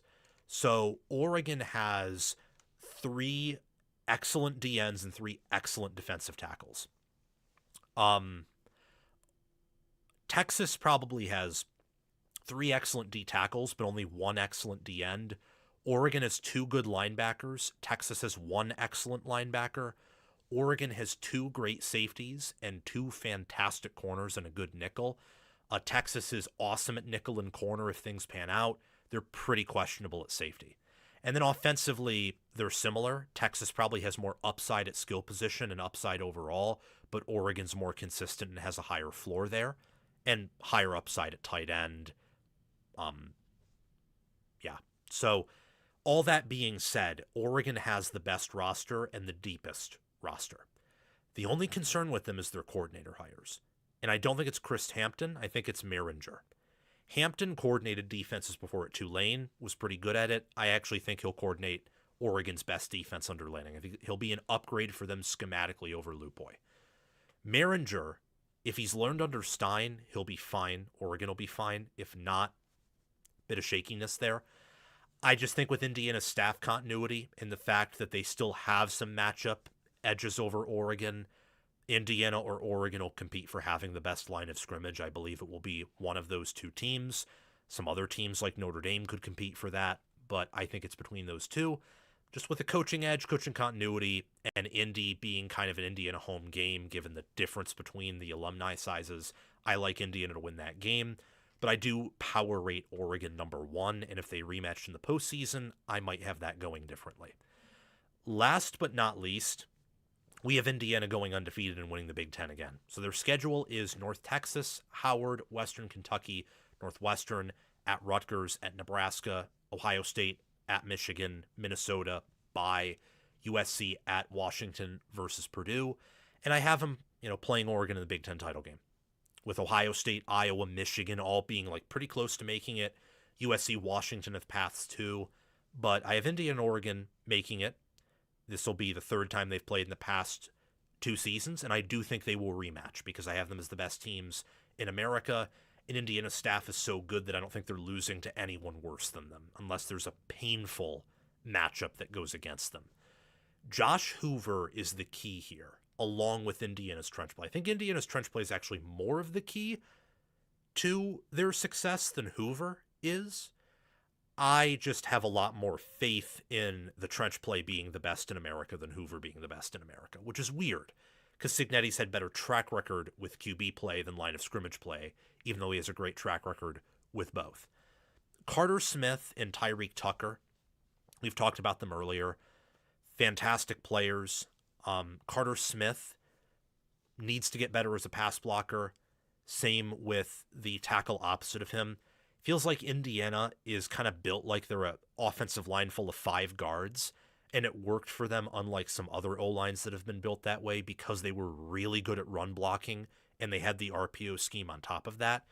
If this O-line becomes a great pass blocking O-line with the scheme they have and their run blocking, the quarterback's not going to get sacked and no one's going to stop them from running the ball. And then that relates back to their defense.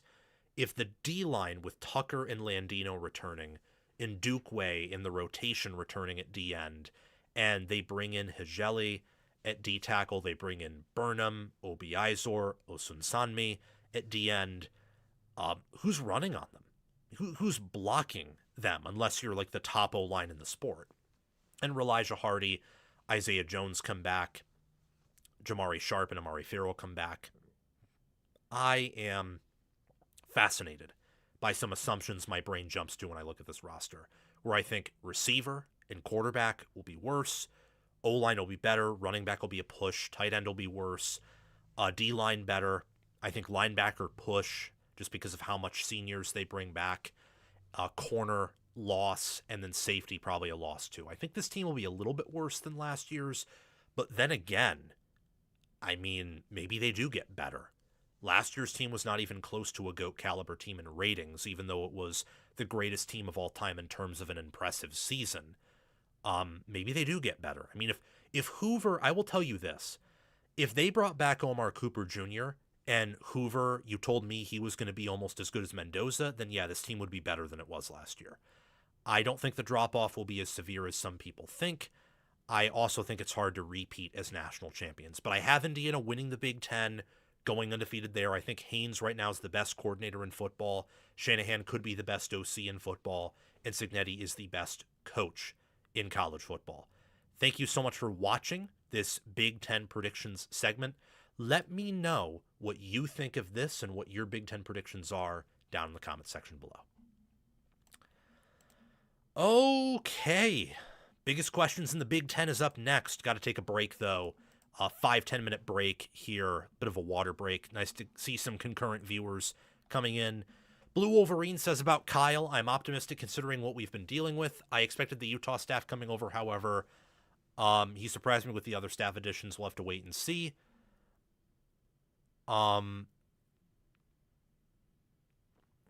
These advertisements on YouTube live streams are getting absurd. 30 seconds unskippable ads, so I missed half of what Sam is talking about for USC's defense. Well, hold on. Let me edit something here. Monetization.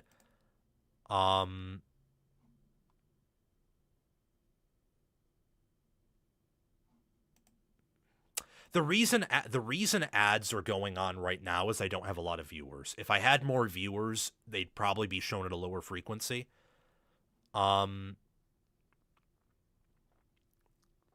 don't get many yeah, I'm going to turn down the ad frequency just to make it more enjoyable for you guys. Most of my money's going to be on super chats and videos anyway. So hopefully I helped by decreasing the frequency of ads there. Bob Springer, Oregon has better coordinators. You way underrate Patterson. He will be one of the top 2 or 3 DCs in the country. UFC's going 10-2. We'll see about that. He's been out of the game for a minute. Yeah.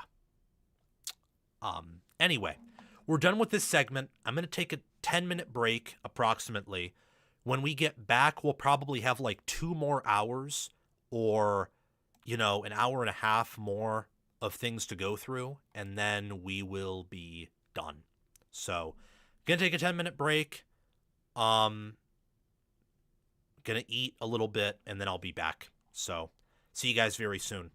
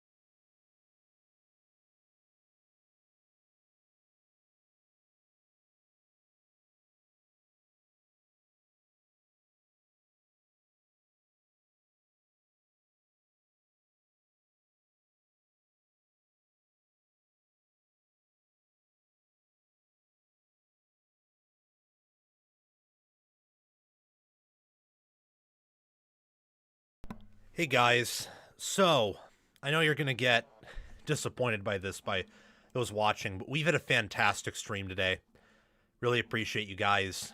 One problem, we've been live for close to 4 hours now, and we've done a lot of long topics. The early previews, the top 10, top 15 list, the condensed Big Ten predictions, how Indiana beats the market. Like a lot of those are longer videos. I have a lot of energy to do more, and I want to keep it that way. I don't want this to burn me out. So we're going to close it down for today.